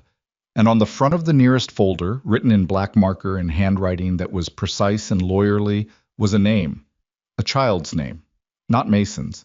A different child. A name Boone didn't recognize. But the format, the folder, the tab, the careful notation, suggested a system. An organized, maintained, deliberate system of records about children. The cold that went through Boone's body had nothing to do with the weather. He moved back to the front of the house. Decker was waiting. Boone leaned close to his ear. Garage. Workbench. There's a box of files. Children's names on the folders. Decker's face didn't change, but his eyes did. Something went out of them. Something soft. Something that still believed the world had limits on how bad it could get. And what replaced it was the flat gray nothing of a man who has just recalibrated his understanding of the enemy. How many? Decker whispered. Dozens. The word hung between them like smoke. A sound from inside the house. A door opening. Footsteps on hardwood. Then a voice. Gerald Pike's voice, muffled through the wall but recognizable. Calm. Controlled. The voice of a man who was used to speaking in rooms where he was the authority. Mason, come eat something. No response from the boy. Mason, I said come eat. Silence. Then the sound of a child standing up from a couch. Small footsteps moving toward the kitchen. The shuffling, defeated gait of someone who has learned that disobedience costs more than compliance. Boone closed his eyes. Behind his eyelids he saw Emma. Not the hospital, the park, the swing set. Her laughing, 2 years old, pumping her legs in a way that had no effect on the swing's motion, but made her feel like she was flying. The sound of that laugh was the last beautiful thing Boone Ryder had ever stored in his memory without pain attached to it. He opened his eyes. We go in, he said. Boone. No warrant, no authority. Anything we find in there is inadmissible. I'm not looking for admissible. I'm looking for alive. If Pike calls the police, then the police come, Carter County Police, who don't golf with Gerald Pike and don't sit on boards with Dale Whitfield. Let them come. Let them see the house, the files, the boy with a handprint on his neck. Let them see all of it. Decker studied him, searching for doubt, finding none. All right, Decker said, front and back, same time. Boone texted Atlas, go, 3 seconds. The back door opened with a single kick from Atlas's boot.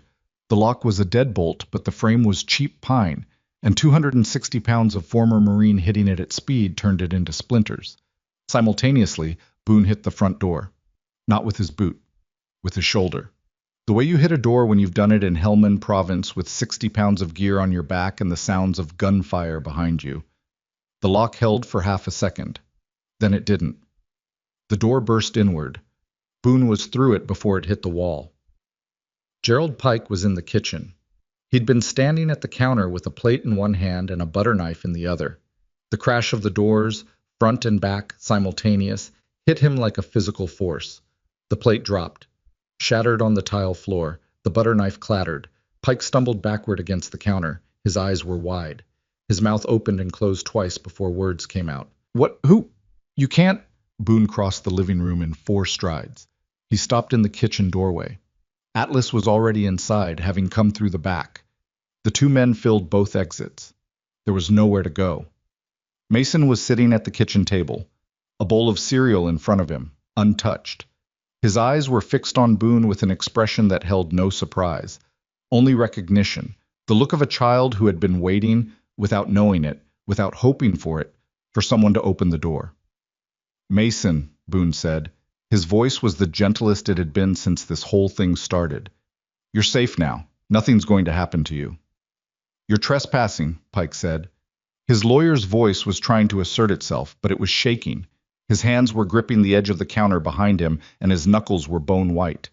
This is my property. You have no right to be here. I'll have you arrested. I'll have your entire club. Gerald, Boone said the name the way a surgeon says the name of a disease, clinical, complete, without emotion. I've seen the files in your garage. The blood left Pike's face so fast it was almost audible, a visible, physical draining. His tan, the golfer's tan, the country club tan, turned gray in under 2 seconds. His mouth opened, closed, opened again. I don't know what your folders, children's names, dozens of them. In a box on the workbench of a house that's registered to a shell company your law school roommate set up for you. A house that nobody in Harlan County knows exists. A house you brought your 10-year-old son to after picking him up from school with a packed bag while his mother thought he was going fishing. Pike's breathing had changed. Short, rapid, shallow. The respiration of a cornered animal calculating its last options. You're making assumptions, Pike said. Those files are client records, legal documents, attorney-client privilege. Then you won't mind when the Carter County Sheriff goes through them. The sentence landed like a hammer on glass. Pike's composure shattered. Not slowly, all at once. The controlled, articulate town council veneer cracked from top to bottom, and behind it was something raw and desperate and ugly.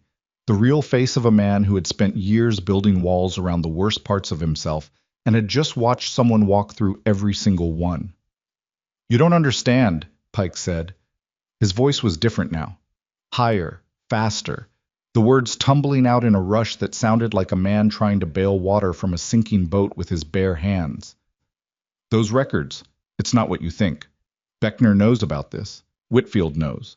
They're part of, if you go to Carter County, they'll bury you. All of you. They have connections that go higher than you can imagine. State level. The grant money. The foundation. You don't know what you've walked into. Boone took one step into the kitchen. Just one. Tell me. Pike looked at him. At Atlas. At the two exits that were no longer exits. At his son, who was sitting at the table watching his father unravel with the quiet, devastating clarity of a child who has always known what his father was, but has never heard him say it out loud. The foundation, Pike said.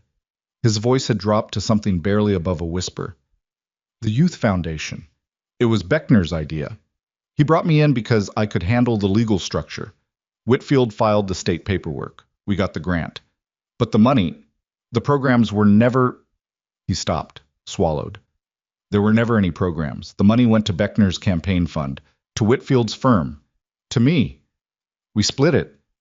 And to keep it going, we needed the appearance of what, Gerald? Of serving children. Pike's hands were shaking so violently now that the counter behind him was vibrating.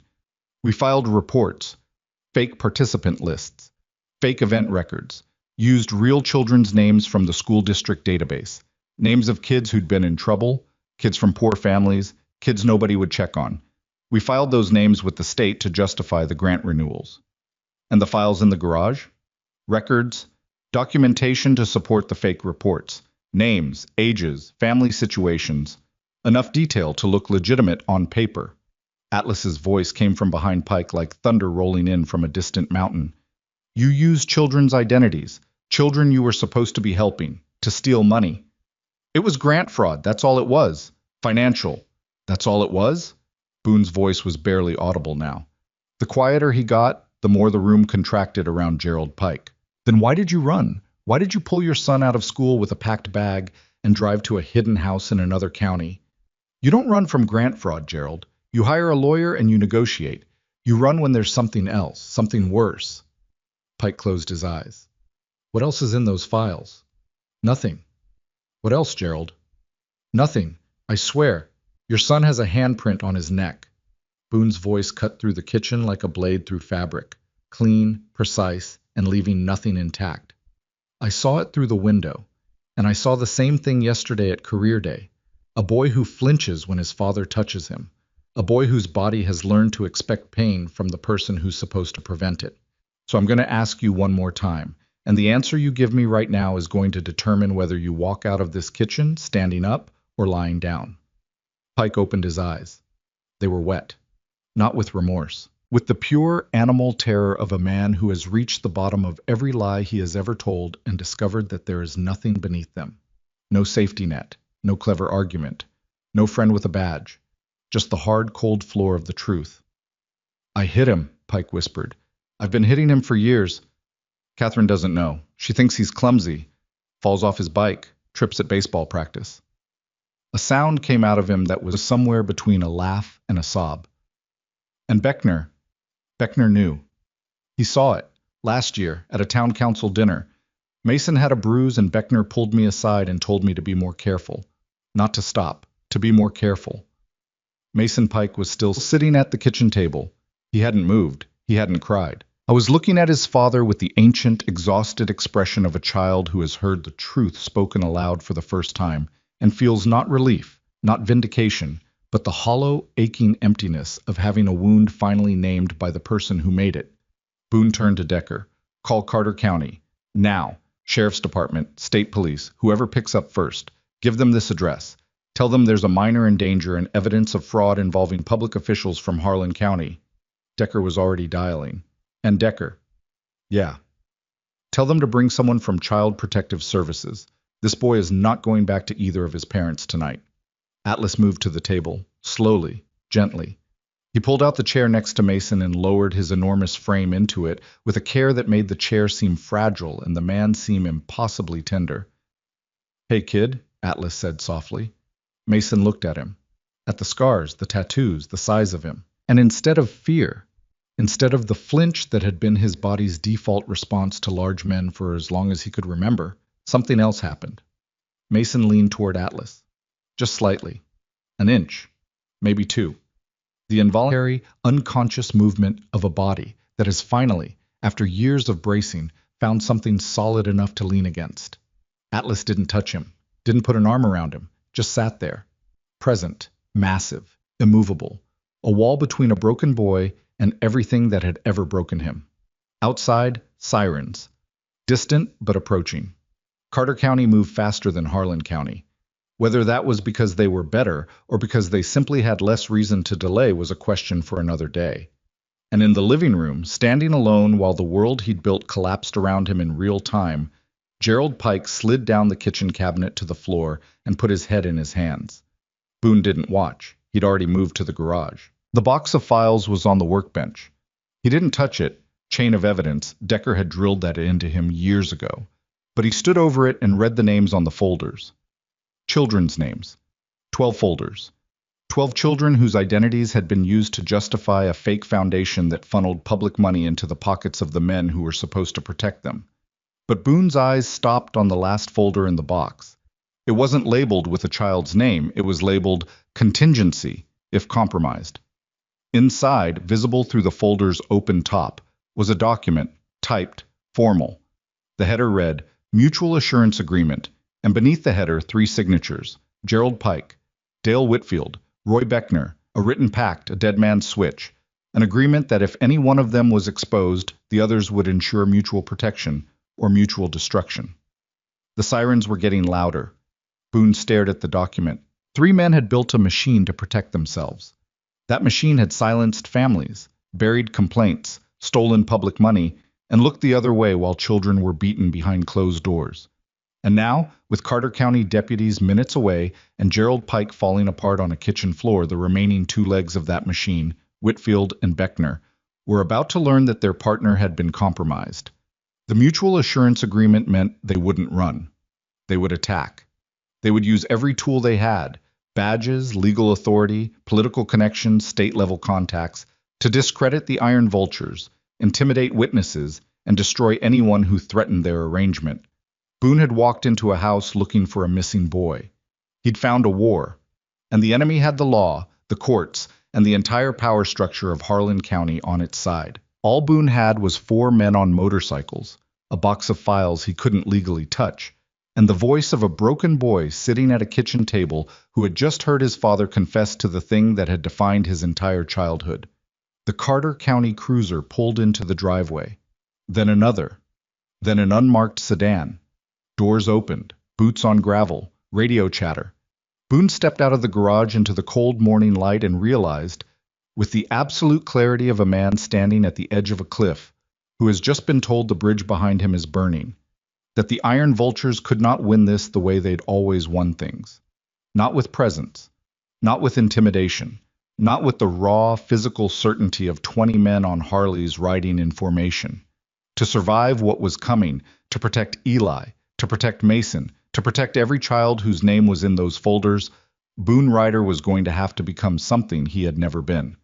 Patient, political, and willing to trust a system that had never once, in his entire life, given him a reason to. The Carter County deputies took Gerald Pike out of the kitchen in handcuffs at 8:41 a.m. He didn't resist, didn't speak, just walked between two officers with his head down and his expensive wool coat hanging open and his wrists locked behind his back. And the only sound he made was the quiet, arrhythmic breathing of a man whose body was still functioning, but whose mind had already begun the long, irreversible process of understanding that the life he'd built was over. Mason Pike was placed in the back of the unmarked sedan with a woman from Carter County Child Protective Services, a heavy-set woman in her 40s with kind eyes and a voice that sounded like warm water, the kind of voice that exists specifically for moments when a child needs to hear that the world still contains softness. She wrapped a blanket around Mason's shoulders and handed him a juice box, and the boy took it with both hands and held it against his chest without drinking, as if the warmth of the small cardboard container was more valuable than what was inside it. Boone watched from the tree line, Atlas beside him. Decker on the phone 30 yards away, pacing, speaking in the low, rapid cadence of a man conveying critical information to someone who needed to hear every word. Preacher stood by the bikes, silent. His pale eyes tracked the cruisers, the officers, the CPS sedan, the way a hawk tracks movement on the ground. Patient, comprehensive, missing nothing. A Carter County detective approached Boone. Young, 30, maybe. Clean jaw. Eyes that hadn't learned to hide yet.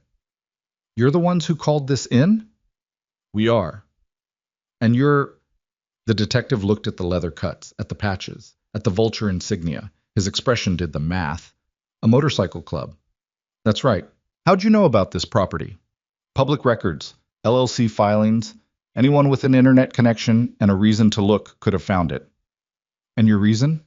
Boone looked at the sedan where Mason was sitting. "A 10-year-old boy went missing. The sheriff in our county wasn't in a hurry to find him. We were." The detective held Boone's gaze for a moment. Then he nodded. Not agreement, not approval, just the professional acknowledgement of a man who understood that the situation in front of him was larger than the usual categories. "We'll need statements from all of you. You'll get them. And the files in the garage. We didn't touch them, didn't open them, didn't move them. They're exactly where Pike left them." The detective looked toward the garage, back at Boone. "The names on those folders, children?" "That's what it looked like." "And you believe this connects to officials in Harlan County?" "I don't believe it. I know it. Gerald Pike named them himself. Roy Beckner. Dale Whitfield. There's a document in the last folder, a mutual assurance agreement signed by all three. You'll want to secure that before anyone from Harlan County finds a reason to visit." Something changed in the detective's posture, a straightening, a tightening of the jaw. The particular tension of a young law enforcement officer who has just realized he's standing at the edge of something that could define or destroy his career. "I'll make sure of it," the detective said. Boone believed him, not because he trusted the system.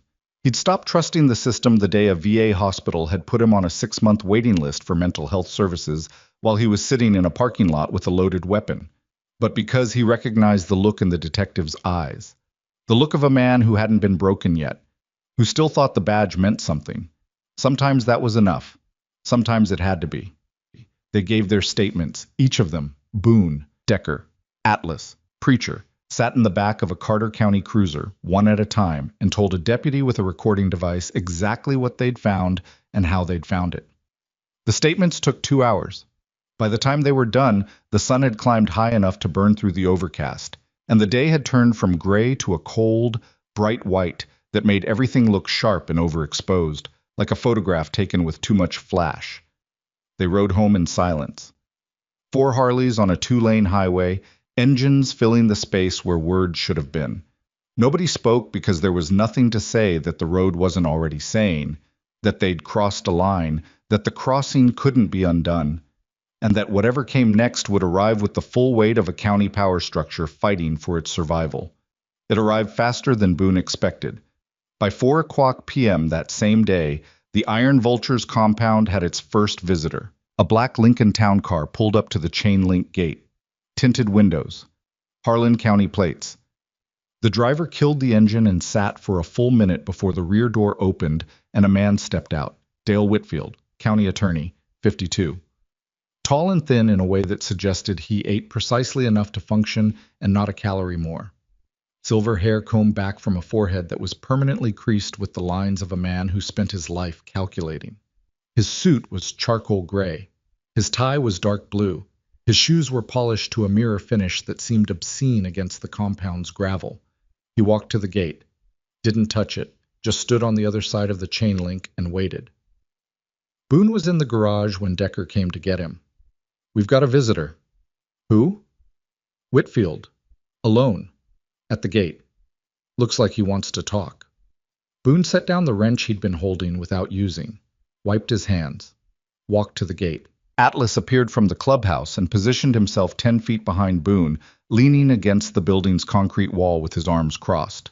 Not threatening, not defensive, just present. The way a mountain is present, you don't have to climb it to know it's there. Boone stopped on his side of the chain link, 2 feet of rusted metal between him and Dale Whitfield, close enough to see the man's pores, close enough to smell his cologne, something expensive, something designed to be worn in rooms with leather chairs and mahogany desks, not in gravel lots outside biker clubhouses in February. "Mr. Ryder," Whitfield said. His voice was smooth and measured and professionally warm, the voice of a man who had spent 30 years in courtrooms and town council chambers learning to make dangerous things sound reasonable. "Whitfield, I understand there was an incident this morning in Carter County." "An incident? Is that what you're calling it?" Whitfield's expression didn't change. He had the kind of face that was built for not changing, symmetrical, controlled, every muscle answering to a central authority that never lost its grip. "Gerald Pike has been taken into custody. I'm aware. And I'm aware that you and your associates were involved in locating him. His son was missing. We found him." "Yes. And in the process, you entered a private property without authorization, without a warrant, and without any legal standing whatsoever." Whitfield paused. Let the words settle. "I'm not here to threaten you, Mr. Ryder. I'm here to inform you. What you did this morning, however well-intentioned, was illegal. Trespass. Breaking and entering. Potentially interference with an ongoing law enforcement investigation." "There was no investigation. Beckner sent a deputy to an empty cabin and called it a day. Sheriff Beckner followed standard procedure. Sheriff Beckner stalled while a child sat in a hidden house with a man who's been beating him for years. And you helped build the house. Your name is on the LLC filings. Whitfield. Ridgecrest Holdings. Your signature. Your P.O. box. The first crack. Small. Almost invisible. A tightening around Whitfield's eyes that lasted less than a second before the professional mask reassembled itself. But Boone saw it. And Whitfield knew Boone saw it. "Ridgecrest Holdings is a legitimate real estate investment entity," Whitfield said. "My involvement was strictly, and the Harlan County Youth Foundation, that legitimate too, $38,000 in state grant money. No programs, no events, no children served. Just 3 names on a board, you, Pike, and Beckner. And a pile of fake records using real children's identities to justify the funding." Whitfield was silent for 4 seconds. In a courtroom, 4 seconds of silence from an attorney is an eternity. It is the sound of a man who has run out of prepared responses and is now operating in territory where every word is a risk. "I came here," Whitfield said, recalibrating, "to offer you a path forward that doesn't end in federal charges for you and your club. What happened today can be contextualized, a concerned citizen report. An overreaction perhaps, but understandable given the circumstances. No one needs to be prosecuted, on either side, if cooler heads prevail." "Cooler heads," Boone repeated. He said the words the way you'd say the name of a disease. "A man confessed to beating his son, named you and Beckner as co-conspirators in a fraud scheme, and your response is to drive to my gate and offer me a deal. I'm offering you reality, Mr. Ryder. The justice system in this county functions through relationships, through trust, through the collaborative effort of professionals who understand how things work. You're an outsider to that system. You always have been. And outsiders who interfere with established structures tend to find that the structures push back. Is that the threat you said you weren't here to make?" Whitfield smiled. It was the most unsettling expression Boone had ever seen on a human face. Not because it was cruel, but because it was confident, genuinely, deeply confident. The smile of a man who has been winning for so long that he has forgotten what losing looks like. "It's information," Whitfield said. "Use it however you like." He turned, walked back to the Lincoln, got in. The door closed with the heavy, muffled thunk of a car that cost more than most people in Harlan County made in a year. The engine started. The car pulled away. Gravel crunched. Taillights disappeared down Route 7. Boone stood at the gate for a long time after the car was gone. Atlas spoke from behind him. "He's scared. He should be. He's also right about one thing. What we did this morning, no warrant, no standing. A good lawyer could get the whole thing thrown out. Pike confessed. Pike confessed to us. 4 bikers with no recording equipment in a house we entered by force. His lawyer will say it was coerced, obtained under duress." Atlas paused. "Boone, I want these men to burn. You know I do, but wanting it and making it happen are 2 different things, and if we hand the state a case that's built on illegally obtained evidence, Whitfield and Beckner walk. Not might walk, will walk." Boone turned and looked at Atlas, really looked at him, at the scar, the tattoos, the exhaustion in his eyes that went deeper than one sleepless night. It went all the way back to a closet in a house where a 6-year-old boy counted to 1,000 while the world broke around him. "So we do it different," Boone said. "How?" "Lisa Mercer has been documenting everything. Every bruise on Eli, every date, every incident. That's first-hand testimony with physical evidence from a direct victim, and it was gathered before we ever went to Carter County. That covers Wade Coulter, not Pike, not the Foundation. The Carter County detective has the files from the garage. He seized them legally during a welfare check with exigent circumstances. A reported missing child. Those files are admissible." Atlas considered this. "And the mutual assurance agreement?" "Same box, same seizure, same legal basis." Boone paused. "We didn't build this case, Atlas. Pike built it. He kept records. He kept the agreement. He built a paper trail because he's a lawyer and lawyers can't help themselves. They document everything because they think documentation is power. It is, but it cuts both ways. And if Whitfield and Beckner move first, if they destroy records, intimidate witnesses, use their offices to obstruct, that's why I told Decker to contact the state. Not local. State. The Public Integrity Unit in Frankfurt. They handle corruption cases involving local officials, and they don't answer to Roy Beckner or anyone on the Harlan County Council." Atlas was quiet for a moment. Then he said something that Boone didn't expect. "You've changed." "What?" 3 days ago, you would have followed Wade Coulter's truck and put him in a ditch. Today you're talking about legal strategy and state agencies. You've changed." Boone looked at the gate, at the spot where Whitfield's car had been. "I haven't changed," he said. "I just realized that the thing I'm trying to protect is more important than the way I want to protect it. If I do this wrong, it's wrong. If we do this wrong, Eli goes back to a system that failed him. Mason goes back to a mother who didn't see what was happening. And every kid whose name is in those folders stays invisible. And if we do it right? If we do it right, the machine breaks. Not just Pike, the whole machine." Monday morning, Boone was in the clubhouse kitchen at 5 a.m. Coffee. Black. The mug had a chip on the rim that he'd been meaning to fix for 2 years and never had. The pre-dawn darkness pressed against the windows like a living thing, and the only light was the fluorescent strip above the sink that buzzed with the steady, insistent hum of something that refuses to die quietly. His phone rang at 5:14. The caller ID said, "Restricted." He answered. "Mr. Ryder, this is Agent Carolyn Muir, Kentucky State Attorney General's Office, Public Integrity Unit. I understand you have information regarding public officials in Harlan County." Her voice was crisp and direct and completely devoid of the performative warmth that Whitfield had weaponized at the gate. This was a voice that dealt in facts the way a butcher deals in cuts, clean, precise, and disinterested in decoration.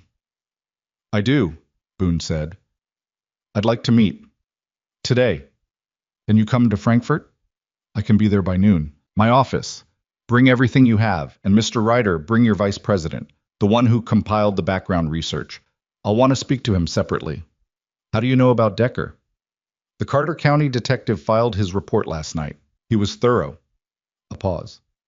He also recommended I contact you directly. He said you were, his words, the most honest criminal he'd ever met. Boone almost laughed. Almost. We'll be there. The ride to Frankfurt took 3 hours.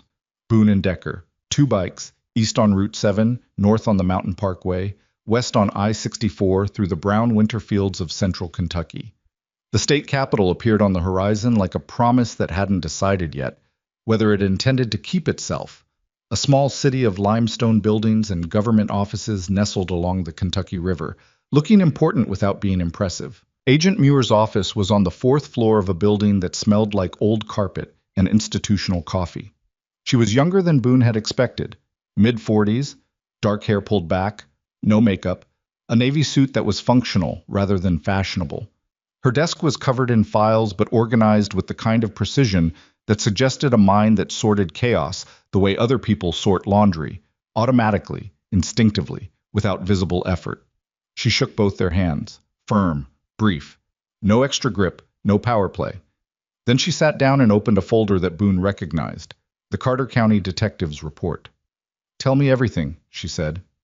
"From the beginning," Boone told her, starting with Eli walking into the clubhouse, the career day visit, Mason Pike's flinch, the background research, the withdrawn complaints, the connections between Pike, Whitfield, and Beckner, Wade Coulter's removal, the hidden property, the files, the foundation, the mutual assurance agreement, Gerald Pike's confession in the kitchen. Muir listened without interrupting, took notes in handwriting so small it looked like code. When Boone finished, she was quiet for 30 seconds, the thoughtful silence of a woman who was not processing the information but rather arranging it inside a structure that already existed in her mind, a legal framework designed to hold exactly this kind of weight. "The good news," Muir said, "is that the Carter County seizure is clean. Exigent circumstances, a missing child, a reported welfare concern, the files, the laptop, the agreement document, all of it was obtained during a lawful entry. Pike's attorney will challenge it, but the circumstances are solid. And the bad news? Pike's confession to you is complicated. You're not law enforcement. You had no warrant. You entered by force.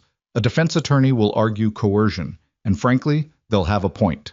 She held up a hand before Boone could respond. "That doesn't mean it's unusable. It means we need to corroborate it independently. If the files support what Pike told you, and from what the detective described they will, then the confession becomes context rather than foundation. We build the case on the documents, not the words." "How long?" "How long for what?" "How long before Beckner and Whitfield are arrested?" Muir looked at him. Her eyes were brown and clear and utterly without sentiment. "Mr. Ryder, I understand the urgency. You're worried about retaliation, about witness intimidation, about 2 men with institutional power using that power to protect themselves. And you're right to worry." She paused. "But if I move too fast, if I arrest a sitting sheriff and a county attorney without an airtight case, their lawyers will have them out in 48 hours, and the evidentiary hearing will be a bloodbath. I need time to build this correctly." "How much time?" "Weeks? Maybe a month." "Those kids don't have a month." "Which kids are currently in danger, Mr. Ryder?" "Wade Coulter is gone. Gerald Pike is in custody. Mason Pike is in protective care. The children named in the foundation files were used for identity fraud, not, as far as we know, subjected to direct physical harm. If that changes, we move immediately. But right now, the greatest threat to those children is a botched prosecution that lets the people responsible walk free." The logic was sound. Boone knew it was sound, and he hated it with every cell in his body because logic and patience were the tools of a world that had never once protected the people he loved when it mattered. But he heard Atlas's voice in his head. "You've changed." And he heard his own answer. "The thing I'm trying to protect is more important than the way I want to protect it." "Weeks," Boone said, "not a month. I'll work as fast as I can. And in the meantime, Beckner's still sheriff, Whitfield's still county attorney. They know we went to Carter County. They know Pike was arrested. They're going to move." "I'm aware." Muir opened a desk drawer, pulled out a card, handed it to Boone. "This is my direct line. If anything happens, anything, in Harlan County that suggests obstruction, intimidation, or retaliation, you call me. Not the local police, not the county. Me. Boone took the card, put it in his cut, next to the career day invitation, next to the photograph of Emma. The inside pocket of his leather was becoming a map of everything he was fighting for. They rode home. 3 hours in reverse. The sun was setting by the time they crossed back into Harlan County, and the sky was the color of a bruise, and purple and yellow and red at the edges, like the landscape itself was showing the marks of what had been done to it. Boone's phone rang as they pulled into the compound. Lisa Mercer. Boone! Her voice was wrong, tight. The word came out compressed, like it had been squeezed through a space too small for it. Someone came to the diner today. Who? 2 men. I didn't recognize them. They came in around 2, sat at the counter, ordered coffee. They didn't drink it. They just sat there, looking at me. For an hour. Then one of them left a napkin on the counter with a message written on it. What did it say? A pause. The sound of breathing that was trying to be steady and failing. It said, "Careful who you talk to. Small towns have long memories." Boone's hand tightened around the phone. The leather of his glove creaked. Behind him, Decker killed his engine and looked over, reading Boone's posture the way he always did. Fluently, instantly, the way you read a language you've spoken your whole life. Lisa, listen to me. Pack a bag for you and Eli. Clothes for 3 days, nothing else. I'm sending someone to pick you up in 20 minutes. Where are we going? Somewhere they can't find you. Boone, I can't just... My job. The diner. Lisa. His voice was quiet and absolute and left no room for the things that fear makes people say when they're trying to negotiate with danger. Those men were not there for the coffee. They were there to let you know that someone is watching, and the next time they come, they won't leave a napkin. Silence. Then, 20 minutes. 20 minutes? He hung up, looked at Decker. Whitfield moved, sent men to the diner to scare Lisa. Decker's face went hard. The lines around his mouth deepened. His hand moved to his phone. I'll call Muir. Do it, and then call Preacher. I need the safe house on Cedar Creek opened and stocked tonight. Lisa and Eli are going there. The safe house was a cabin the club had maintained for years. A 2-room structure on a piece of land owned by a member's cousin, off the grid, no utility records, accessible only by a dirt road that didn't appear on any map. It had been used twice before, once for a member's ex-wife running from a stalker. Once for a witness in a federal case who needed 72 hours of invisibility before the marshals took over. It was basic, generator, well water, propane stove, but it was invisible, and invisible was what Lisa and Eli needed right now.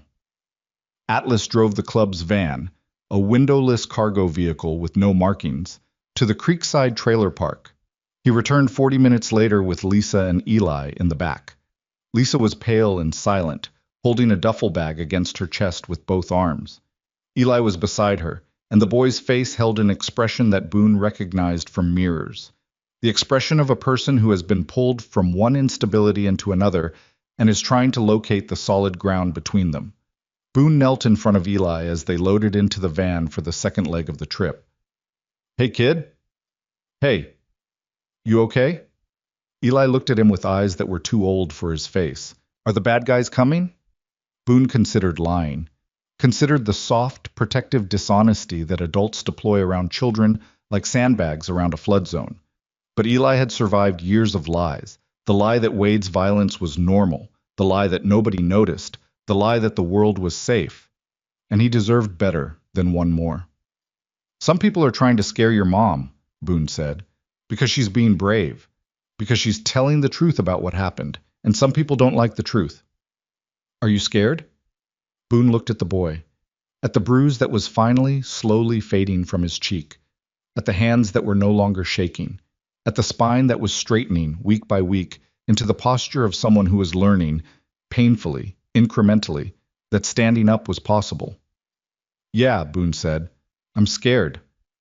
You don't look scared. Scared doesn't have a look, Eli. It has a direction. You can be scared and move forward or scared and stay still. That's the only difference that matters. Eli absorbed this. Then he said something that hit Boone harder than anything that had happened in the last 5 days. Is Mason okay? The bully. The tormentor. The boy who had made Eli's life a daily nightmare. And Eli's first question wasn't about himself. It was about the boy who'd hurt him. Mason's safe, Boone said. He's being taken care of. Good. Eli paused. His dad was hitting him too. I could tell. I always could. Boone's throat tightened. He put his hand on Eli's shoulder, lightly, the way he'd learned, the careful pressure that says, I'm here without saying I own this space, and nodded. You're a good kid, Eli. I know, Eli said. Not with arrogance. With the quiet, hard-won certainty of someone who has decided to believe it despite everything the world has done to convince him otherwise. They drove to the safe house. Preacher was already there. The generator was running. The propane heater was on.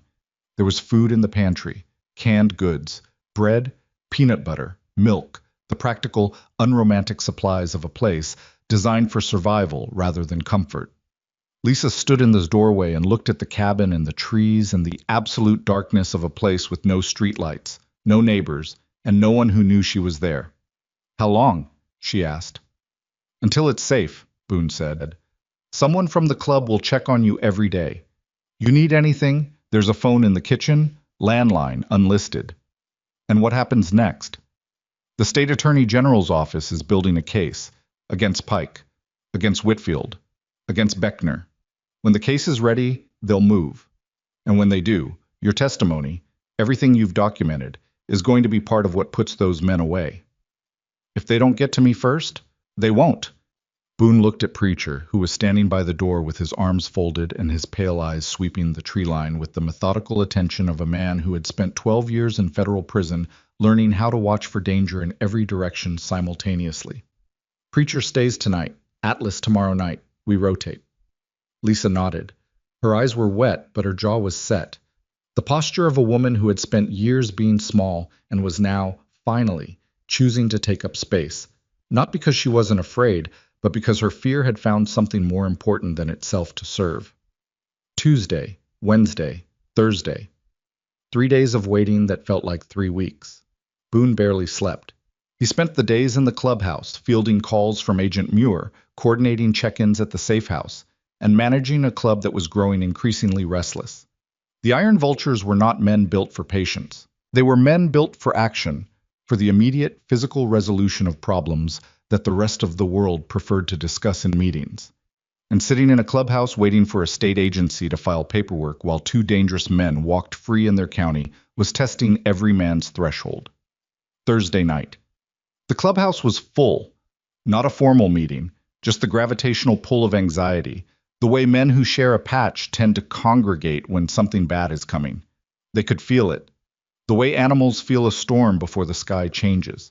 Something in the air, something in the ground, a vibration that didn't come from engines. Boone was at the bar, coffee, the mug with the chipped rim, his phone face down on the counter because looking at it every 30 seconds hadn't made it ring. It rang at 9:47 p.m., Agent Muir.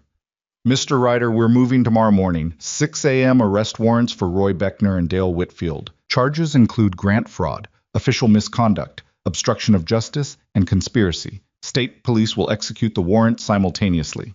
Beckner at his home, Whitfield at his office. Boone closed his eyes. Something released in his chest. Not relief. It was too early for relief. But the particular sensation of a mechanism engaging, a process becoming irreversible, a door opening that could not be closed. What do you need from us? Stay home. Stay visible. Do nothing that gives their attorneys ammunition. I know that's difficult given what's happened, but the best thing the Iron Vultures can do tomorrow morning is be nowhere near either arrest. Understood. One more thing. Pike is cooperating, fully. He's provided financial records, communications, and a detailed statement implicating both Beckner and Whitfield. His attorney negotiated a plea agreement in exchange for testimony. What kind of plea? He'll serve time. Reduced, but time. The details aren't public yet. She paused. I know that's not enough. For what he did to his son, I know it's not enough. But his testimony is what makes the case against the other 2 airtight. Without it, Whitfield's attorney could create enough doubt to walk. With it, they're done. Boone's jaw worked. The coffee was cold. The mug's chipped rim pressed against his lip like a small, persistent reminder that nothing in this world comes without a flaw. "Do what you have to do," he said. "Just make sure it sticks." "It will stick, Mr. Ryder. I don't lose cases I build myself." The call ended. Boone set the phone down, looked up. Every man in the clubhouse was watching him. 20 faces, some old, some young, all scarred in ways that clothes and leather and tattoos could cover but never fully hide. They were waiting, the way soldiers wait, the way broken men who have found each other. Wait, when the world is about to change, and they don't know yet whether the change will save them or swallow them whole. "Tomorrow," Boone said. 6 a.m. Beckner and Whitfield get arrested. State police. We stay here. We stay quiet. And we wait. Atlas spoke. "And if something goes wrong?" "Then we ride." Nobody asked what that meant. Everyone knew. Boone left the bar, walked through the clubhouse, past the pool table, past the leather couch, where Eli had slept that first night, past the kitchen where Preacher had made a grilled cheese sandwich for a boy who hadn't eaten in 2 days.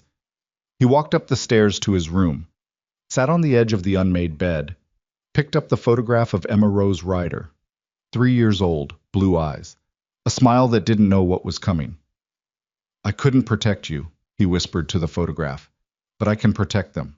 And I'm going to. I'm going to, Emma." He set the photograph face up on the pillow beside his, laid down, closed his eyes. At 5:58 a.m. his phone buzzed. A text from Decker, 2 words. "Beckner's gone." Boone was on his feet before his eyes were fully open. He called Decker. "What do you mean, gone?"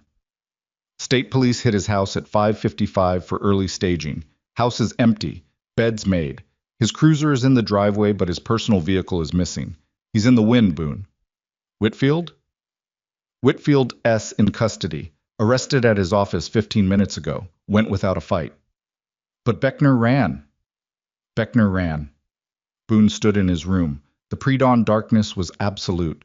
The photograph of Emma stared up from the pillow, with eyes that could not blink and a smile that could not fade. A dirty sheriff with institutional connections, knowledge of every road in the county, and the desperate energy of a cornered man was loose in the dark. And the first person he'd go looking for, the person whose testimony could bury him, the person who had been documenting everything, the person hidden in a cabin on Cedar Creek with her 8-year-old son, was Lisa Mercer. Boone grabbed his keys, his cut, his phone. He was down the stairs and on his Harley in under 60 seconds. The engine roared to life in the frozen dark. Behind him, the clubhouse door banged open. Atlas, Decker, Preacher, others, engines turning over, headlights slicing the black. Boone didn't wait. He hit Route 7 at 70 miles an hour, leaning into the curves, the cold air tearing at his face, the road unwinding ahead of him like a fuse that had already been lit. 15 miles to Cedar Creek. 12 minutes at this speed. Maybe 10 if the frost held and the curves forgave him and the machine beneath him gave everything it had. His phone buzzed in his pocket. He didn't check it. Couldn't. Not at this speed. Not with both hands needed on the handlebars, and both eyes needed on the road, and every molecule of his attention needed on the single, burning, all-consuming thought that was driving him through the darkness faster than any sane man would ride. Get there first. Because if Beckner reached that cabin before Boone did, if a desperate, cornered sheriff with nothing left to lose found a woman and a child alone in the woods, then everything the Iron Vultures had fought for, every risk they'd taken, every line they'd crossed, every moment of patience and restraint and trust in a system that was only now, finally, beginning to work, all of it would end in the one way that couldn't be undone. The headlight cut through the dark. The engine screamed. The road disappeared beneath him, foot by foot, second by second. And somewhere ahead, in a cabin with no streetlights and no neighbors, and no one who knew it existed except the men who had put a mother and her son there for safekeeping, a pair of headlights that didn't belong was already turning onto the dirt road that didn't appear on any map. The dirt road to Cedar Creek was barely a road at all. 2 ruts carved into frozen earth, winding through dead timber so thick that the headlight could only reach 20 feet before the darkness swallowed it whole. Boone leaned the Harley into each turn with the calculated recklessness of a man who had decided that the risk of crashing was smaller than the risk of arriving late. Branches scraped his shoulders. Frozen mud kicked up behind the rear tire. The engine noise bounced off the trees and came back distorted, multiplied, so that it sounded like a dozen bikes instead of one. He saw the headlights before he saw the vehicle. Two beams. Stationary. Pointed at the cabin's front door from about 40 yards out. A truck. Not Beckner's department cruiser, but a personal vehicle, a dark-colored Dodge Ram, that was idling in the clearing with its engine running and its driver's door open. Boone killed his headlight, cut the engine. Let the bike roll those last 50 yards on momentum and gravity alone, the tires whispering against frozen dirt. He dismounted before it fully stopped, laying the Harley down on its side in the brush with a controlled drop that made less noise than a man setting down a suitcase. The cabin was dark. The generator was off. No light from the windows, no smoke from the stovepipe. And the front door was open. Not broken, not forced, just open, swinging slightly in the wind, and the darkness beyond it was the absolute black of a room with no electricity and no moonlight, and something very wrong inside it. Boone moved toward the cabin along the tree line. His boots made no sound on the frozen ground. His breathing was controlled, 4 counts in, 4 counts out, the pattern drilled into him at Camp Lejeune 24 years ago by a gunnery sergeant who believed that breath control was the difference between a man who survived and a man who became a story told at funerals. He reached the cabin's east wall, pressed his back against the logs, listened. A voice inside. Low, male. The thick, slurred quality of a man running on adrenaline and fear, and whatever he'd been drinking to keep both of those at bay. Beckner. Told you to stay quiet, Lisa. That's all anyone asked. Stay quiet, and none of this had to happen. Lisa's voice, tight, barely above a whisper. Get away from my son. I'm not going to hurt your son. I'm not that kind of... The voice broke. Reassembled. I just need the documents. Whatever you've been writing down, the records, give them to me and I leave. I don't have anything. Don't lie to me. Pike told them everything. He told them about the foundation, the agreement, all of it. And he told them, you've been documenting what happened to your boy. If that documentation reaches the state, if they use it to build a pattern, a sound, something between a laugh and a gasp. I've been sheriff of this county for 11 years. 11 years. I've got a pension. I've got a house. I'm not losing everything because a biker and a waitress decided to play hero. Boone edged toward the open front door. He could see shapes now. His eyes had adjusted to the dark. Lisa was against the far wall of the main room, her body angled to block the doorway to the back bedroom where Eli would be. Beckner was standing in the center of the room, 3 feet from her. He was in civilian clothes, jeans, a heavy jacket, a ball cap pulled low. His right hand was at his side. In it was a service revolver, not pointed at Lisa, pointed at the floor, but present, visible. The universal language of a man who wants you to know what he's capable of, even if he hasn't decided yet whether to be capable of it. Boone's pulse was steady, not because he wasn't afraid, he was, but because fear had become, over the years, just another signal his body sent, like hunger or thirst, and he'd learned to acknowledge it without letting it drive. He stepped through the doorway. Roy. Beckner spun. The revolver came up. Reflex, pure reflex, the muscle memory of a man who'd carried a weapon for 3 decades. It pointed at Boone's chest for 1 second. 2. Then Beckner recognized him, and something complicated happened on his face. Not relief, not anger. The haggard, desperate exhaustion of a man who had been running for 3 hours and had just realized that running was over. Put it down, Roy. You don't understand. I understand everything. Pike talked. Whitfield's in custody. The state has the files, the agreement, the financial records. It's done. There's nothing in this cabin that changes any of that. The documentation is a copy. Lisa gave the originals to the state attorney general's office 3 days ago. Whatever's in this cabin is a duplicate. Destroying it doesn't save you. It just adds witness intimidation to your charges. Beckner stared at Boone. The revolver was still up, still pointed, but the arm holding it was trembling, not with cold, not with rage, but with the particular vibration of a body that has been held at maximum tension for too long and is beginning to come apart at the structural level. 11 years, Beckner said. His voice cracked on the word years. I kept this county safe for 11 years. You know what that means? The drugs I kept out, the domestic calls I answered at 3 in the morning, the meth labs I shut down. I did that. Me. And one mistake, one stupid decision about a grant that Whitfield said it wasn't one mistake, Roy. It was 5 years of burying complaints, 5 years of looking at bruised children and deciding they weren't your problem, 5 years of protecting Gerald Pike, because he was your friend and your golf partner, and the man who kept your budget funded. Boone's voice was steady and low, and carried no heat. He wasn't angry. Anger was for situations with uncertainty. This was not uncertain. You saw Mason Pike with a bruise on his neck at a town council dinner. You told his father to be more careful, not to stop, to be more careful. Beckner flinched. The revolver 2 inches. His eyes went wet.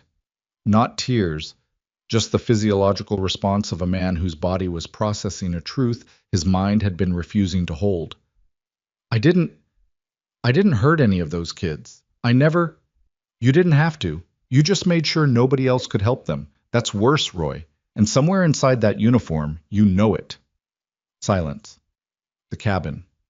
The darkness. The sound of wind through the trees and the distant idle of Beckner's truck, and the breathing of a woman and a child pressed against the far wall. Beckner's arm lowered, slowly. The revolver pointed at the floor again, then his fingers opened. The gun dropped. It hit the plank floor with a heavy, metallic thud that echoed once and then was absorbed by the dark. Beckner's knees buckled. He sat down on the floor of the cabin. Not collapsing, not dramatic, just the quiet surrender of a body that had no more standing left in it. He put his hands on his knees and stared at the wall and breathed in the shallow, rapid pattern of a man who was beginning to understand the shape of the rest of his life. Headlights through the trees. Engines. Multiple. Atlas came through the door first, then Decker, then Preacher. They filled the small cabin with leather and the smell of cold road and the particular density that men carry when they've ridden fast through dark on behalf of someone who matters. Decker saw the revolver on the floor, picked it up, opened the cylinder, 6 rounds. He closed it, tucked it into his waistband, and looked at Boone with an expression that said everything and required no words. Atlas went to Lisa. She was still against the wall, still shielding the bedroom doorway. Her face was white, and her body was rigid, and her hands were pressed flat against the logs behind her, as if she were trying to push through them into some other reality where men with guns didn't show up in the middle of the night to take things from her. "It's over," Atlas said. His voice was the gentlest sound the cabin had ever held. "He's done. You're safe." Lisa looked at Atlas, at his size, his scars, the leather and the patches and the face that should have terrified her. But instead, for reasons that had nothing to do with logic and everything to do with the accumulated evidence of a week in which the most dangerous-looking men she'd ever met had consistently been the safest, made her feel something she hadn't felt in years, protected. Her knees gave. Atlas caught her. One arm, steady, and she leaned into it, and the rigid posture broke and the tears came. Not the silent kind from the trailer, but the loud, heaving, full-body kind that come from a place so deep that the sound they make doesn't even sound human. It sounds like a wall falling down. Eli appeared in the bedroom doorway. Pajamas. Bare feet. Hair standing up on one side from sleep. His eyes swept the room. The crying mother, the man on the floor, the bikers, the absence of the gun, and settled on Boone. "Is it over?" Eli asked. Boone looked at the boy, at the face that had walked into a clubhouse 6 days ago with a crumpled career day invitation and a bruise the color of a rotten plum. The bruise was almost gone now. A faint yellow shadow was all that remained. And the eyes that had been flat and hard and ancient with a knowledge no child should possess, were different. Not soft, not innocent. Those things couldn't be given back. But open, willing to look at the world without bracing for impact. "Yeah, kid," Boone said. "It's over." Decker called Agent Muir, then the Carter County Sheriff's Office, then the state police. Within 30 minutes, 2 cruisers were on the dirt road. Roy Beckner was placed in handcuffs on the floor of the cabin by a Carter County deputy who was younger than him by 20 years and handled him with the professional, impersonal efficiency of a man arresting another man's failure. They took him out through the front door, past Lisa, who didn't look, past Eli, who did, past 4 bikers standing in a loose line on either side of the doorway, like an honor guard for something that had no honor in it at all. Beckner stopped once. In the doorway. looked back at Boone. For what it's worth, Beckner said. I'm sorry. Boone held his gaze, studied the face, the red-rimmed eyes, the sweat on the upper lip, the collar of the jacket, turned up against a cold that was inside the man, not outside him. It's not worth anything, Roy. Not to me. Boone paused. Maybe tell it to the families you silenced, if you can find them. Beckner lowered his head. The deputy guided him out. The cruiser door closed. Red and blue lights flickered against the trees. Tires crunched on frozen dirt. And then the lights were gone and the sound was gone and the cabin was quiet again. The deep, ancient quiet of a forest that had witnessed something terrible and had already begun the slow process of absorbing it into the indifference of the natural world. The sun came up 3 hours later. It rose over the eastern ridgeline in shades of orange and gold that seemed impossibly warm for February, as if the sky had decided unilaterally that the darkness had lasted long enough. The frost on the trees caught the light and turned to glitter. The creek beside the cabin unfroze in slow, ticking increments, the ice cracking and shifting with sounds like tiny footsteps. Boone sat on the cabin's front step with a cup of coffee. Preacher had made it. Strong enough to strip paint, hot enough to burn, served in a tin camping mug that was dented on one side from an incident nobody could remember clearly, but everyone agreed had been Decker's fault. The others were inside. Lisa was sleeping on the couch, finally, after Decker had checked her over one more time and pronounced her physically fine, in the careful tone of a medic who knows that physically fine is the smallest and least important category of fine. Eli was asleep in the back room. Atlas was in the kitchen, sitting at the table with his eyes closed and his hands wrapped around his own mug, not sleeping but resting in the way large men rest, alert at the edges, still at the center. Preacher came outside, sat beside Boone on the step, lit a cigarette. The smoke rose straight up in the windless morning air, a thin gray line against the gold sky, like a signal sent to nobody in particular. They sat in silence for a long time, the kind of silence that doesn't need filling, the kind that exists between men who have been through something together and have come out the other side and are now sitting in the wreckage of the aftermath, taking inventory of what survived. You did right, Preacher said finally. Did I? You did it different than I would have, different than Atlas would have, probably different than any of us would have, but you did it right. It doesn't feel right. It feels like a mess. That's because it is a mess. Everything worth doing is a mess. Clean only exists in courtrooms and television shows. Out here, in the real, Preacher gestured with his cigarette at the trees, the creek, the morning light, the world. In the real, you just do the next thing and hope the thing after that becomes clear. Preacher. Yeah. I almost didn't answer the door. That night Eli came in. I was sitting at the bar thinking about... He stopped, took a breath. I was having a bad night. The kind where the exit starts looking like a door instead of a wall. And then the door opened, and there he was. Preacher smoked, didn't respond immediately.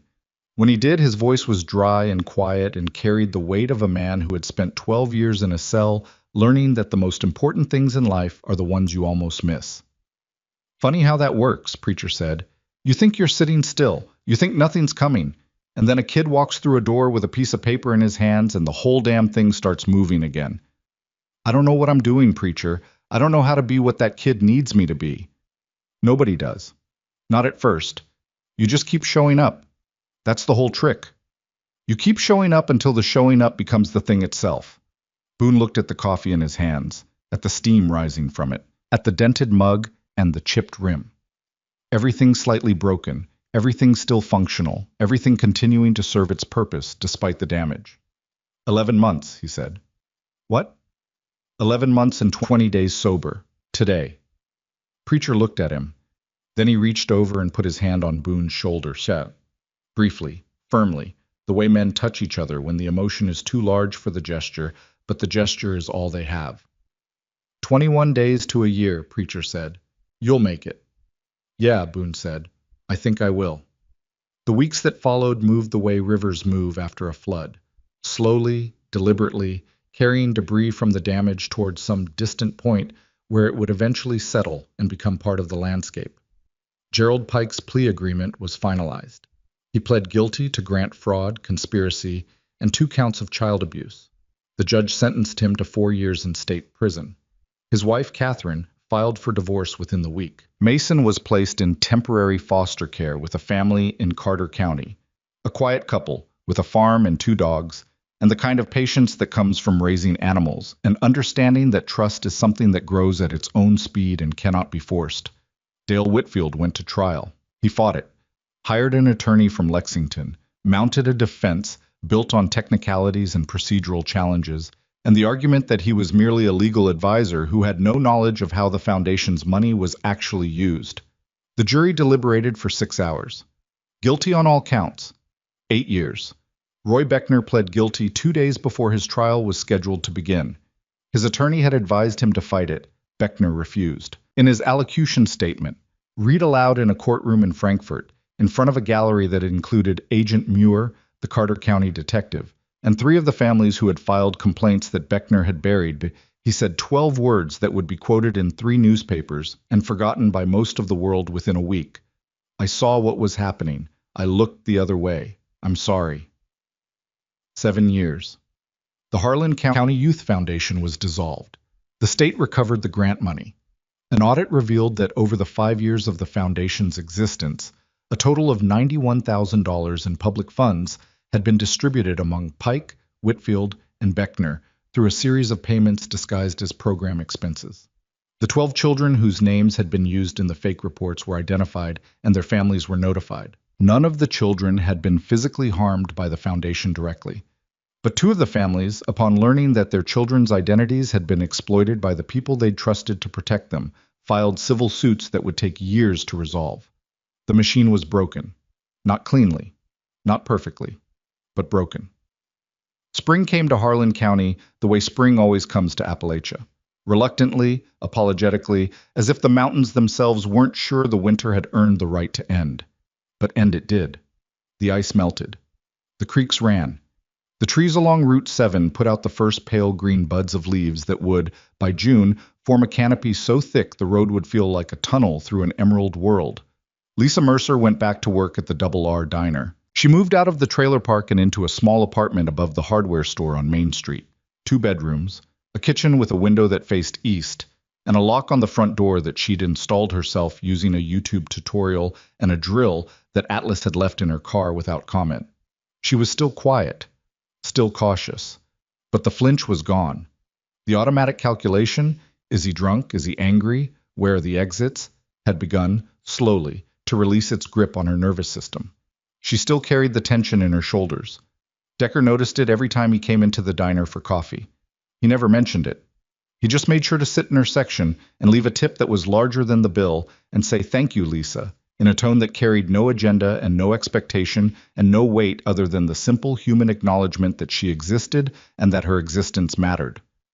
Eli went back to school. The first day was hard. The second day was harder. The third day, a boy in his class, the small, dark-haired boy who had stared at Atlas during the career day presentation with eyes wide enough to absorb the world, sat next to Eli at lunch without being asked, and said, "My mom says your friends are scary."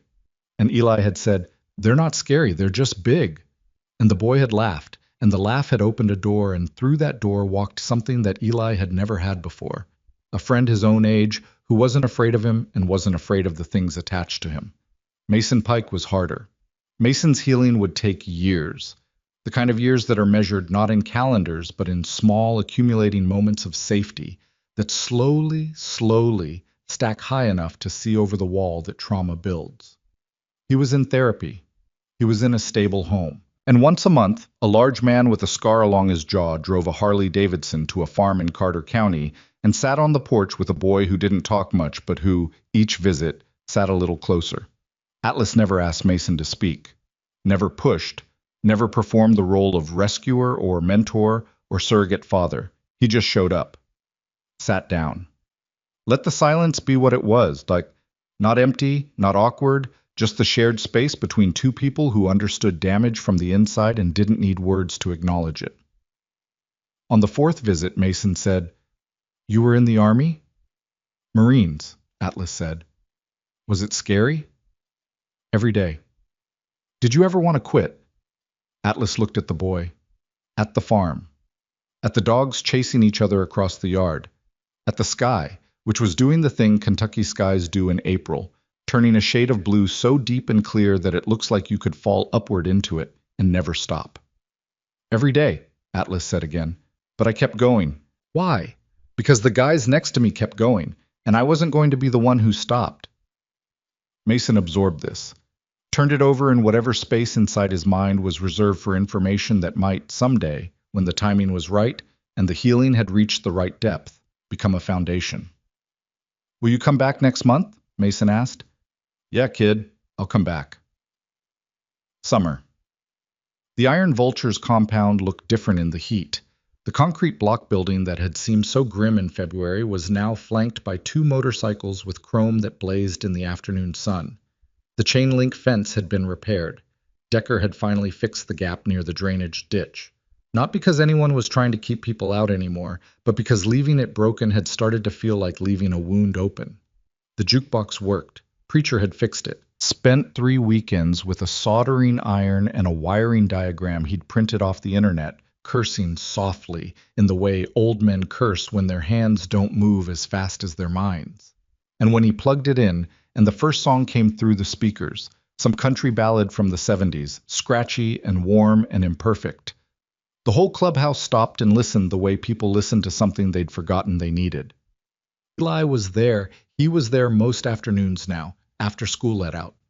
Lisa dropped him off on her way to the dinner shift, and someone, Boone or Atlas or whoever was around, kept an eye on him until she picked him up at 9. It wasn't a formal arrangement. Nobody had signed anything. Nobody had discussed custody or legal guardianship or any of the institutional frameworks that the normal world uses to organize the care of children. It was simpler than that. It was a boy who needed a place to belong and a group of men who needed someone to belong to them. Eli learned engines. Atlas taught him. They started with the basics.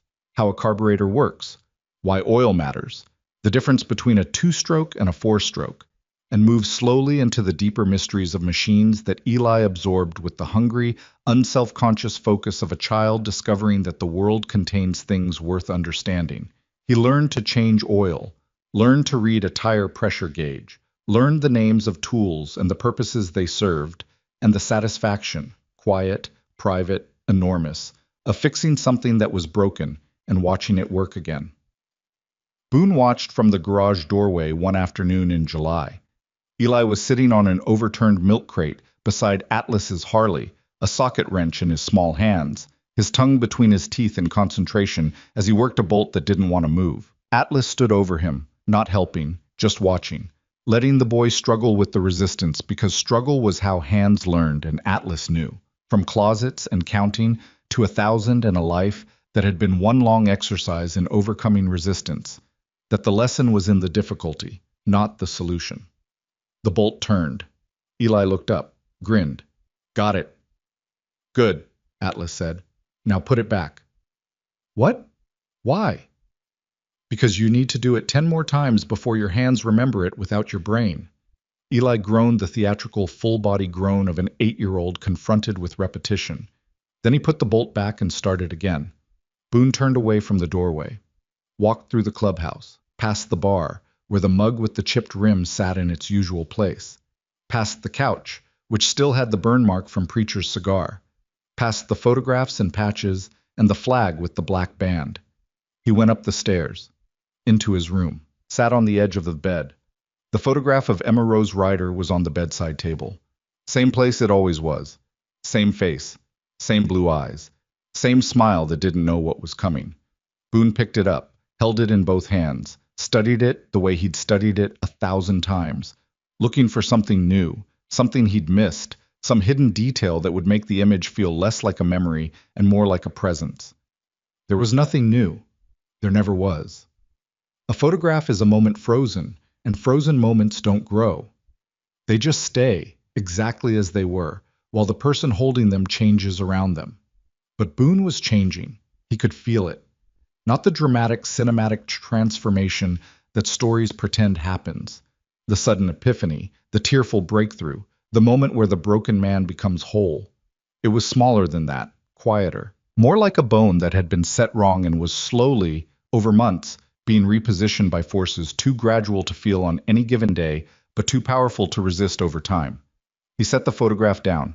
Not face down, not hidden, Just set it down gently, the way you set down something precious that you're no longer afraid to look at. 1 year, he said to the empty room. 1 year and 6 days. Sober. Alive. Still here. He went downstairs, poured a cup of coffee. Black. Same mug. Same chip on the rim. He took it outside. The compound was gold in the late afternoon light. The Harleys in the lot gleamed. From the garage came the sound of a socket wrench and a boy's voice saying, 11, 12, my hand hurts. And Atlas's voice, good, means you're doing it right. Boone sat on the bench outside the clubhouse door. The same bench where Decker had sat the night Eli first arrived. The same gravel, the same chain link, the same sky, but warmer now, softer. The blue fading into the amber of a summer evening that had decided to take its time. His phone buzzed. A text from Lisa. Running late. Can you feed Eli? There's leftover pasta in the container I left in the clubhouse fridge. He typed back, already on it. He wasn't already on it. He hadn't known about the pasta, but he'd figure it out. That was the whole thing now, figuring it out, one meal at a time, one day at a time, one small act of showing up after another until the showing up became the thing itself, just like Preacher had said. He stood up, went to the kitchen, found the container, heated the pasta on the ancient microwave that had been in the clubhouse since before he'd patched in, put it on a plate, set it on the bar. Eli, food! The sound of a wrench being set down. Small footsteps on gravel. The clubhouse door opening. The boy appeared. Grease on his hands, grease on his cheek, a smear of something black across the front of a t-shirt that had been clean 4 hours ago. And he climbed onto a bar stool and looked at the plate. You heated it up wrong, Eli said. The middle's still cold. Then eat around the middle. That's not how pasta works. It's how pasta works in this clubhouse. Eli looked at him. The look contained a galaxy of things that neither of them would ever say out loud. Gratitude, trust, the complicated love that forms between a man who couldn't save his own daughter and a boy who couldn't save himself, meeting each other in the space between those failures and discovering that the space was livable, was in fact the only space that mattered. Eli ate the pasta, even the cold middle. Later that night, after Lisa picked Eli up and the clubhouse emptied and the summer darkness settled over the compound like a warm hand on a sleeping body, Boone stood alone in the parking lot. The Harleys were lined up in a row, silent now, chrome cooling, leather seats releasing the last of the day's heat.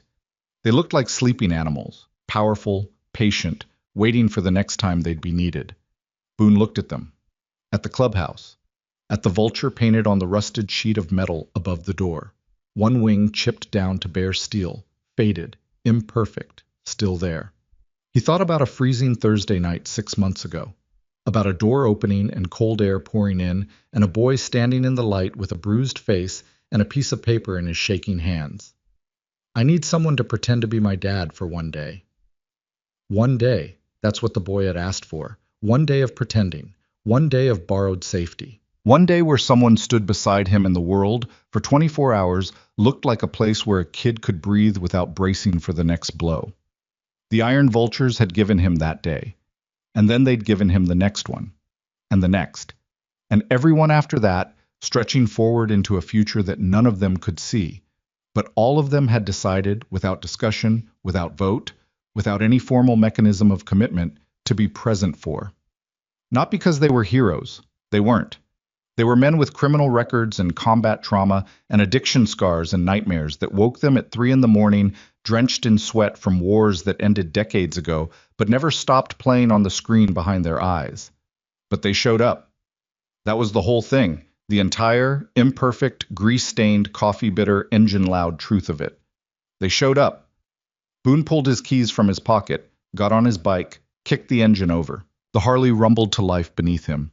That low, deep vibration that starts in the machine and moves through the frame and into the rider's bones until man and metal are one continuous system, one shared heartbeat, one thing moving through the world with purpose. He rode out of the compound, onto Route 7, into the summer night. The road was empty, the air was warm, the stars were out, all of them, every one, scattered across the Kentucky sky like evidence of something too large and too old and too patient to be understood by anyone standing on the ground looking up. He didn't ride fast. He didn't need to. There was nothing to chase, and nothing to run from, and nowhere he needed to be except exactly where he was. A man on a motorcycle, on a road, under stars, moving forward at whatever speed the night allowed. The engine hummed, the road unfurled, the world, cold, brutal, unjust, indifferent, and occasionally, unpredictably, mercifully kind, rolled beneath his wheels. And somewhere behind him, in a small apartment above a hardware store on Main Street, a boy with grease on his hands was falling asleep in a bed with clean sheets and a locked door. And the knowledge settled deep in his bones like something that had always been there but had only just been named, that tomorrow, when he woke up, someone would be there. Not pretending. Not for one day. For real.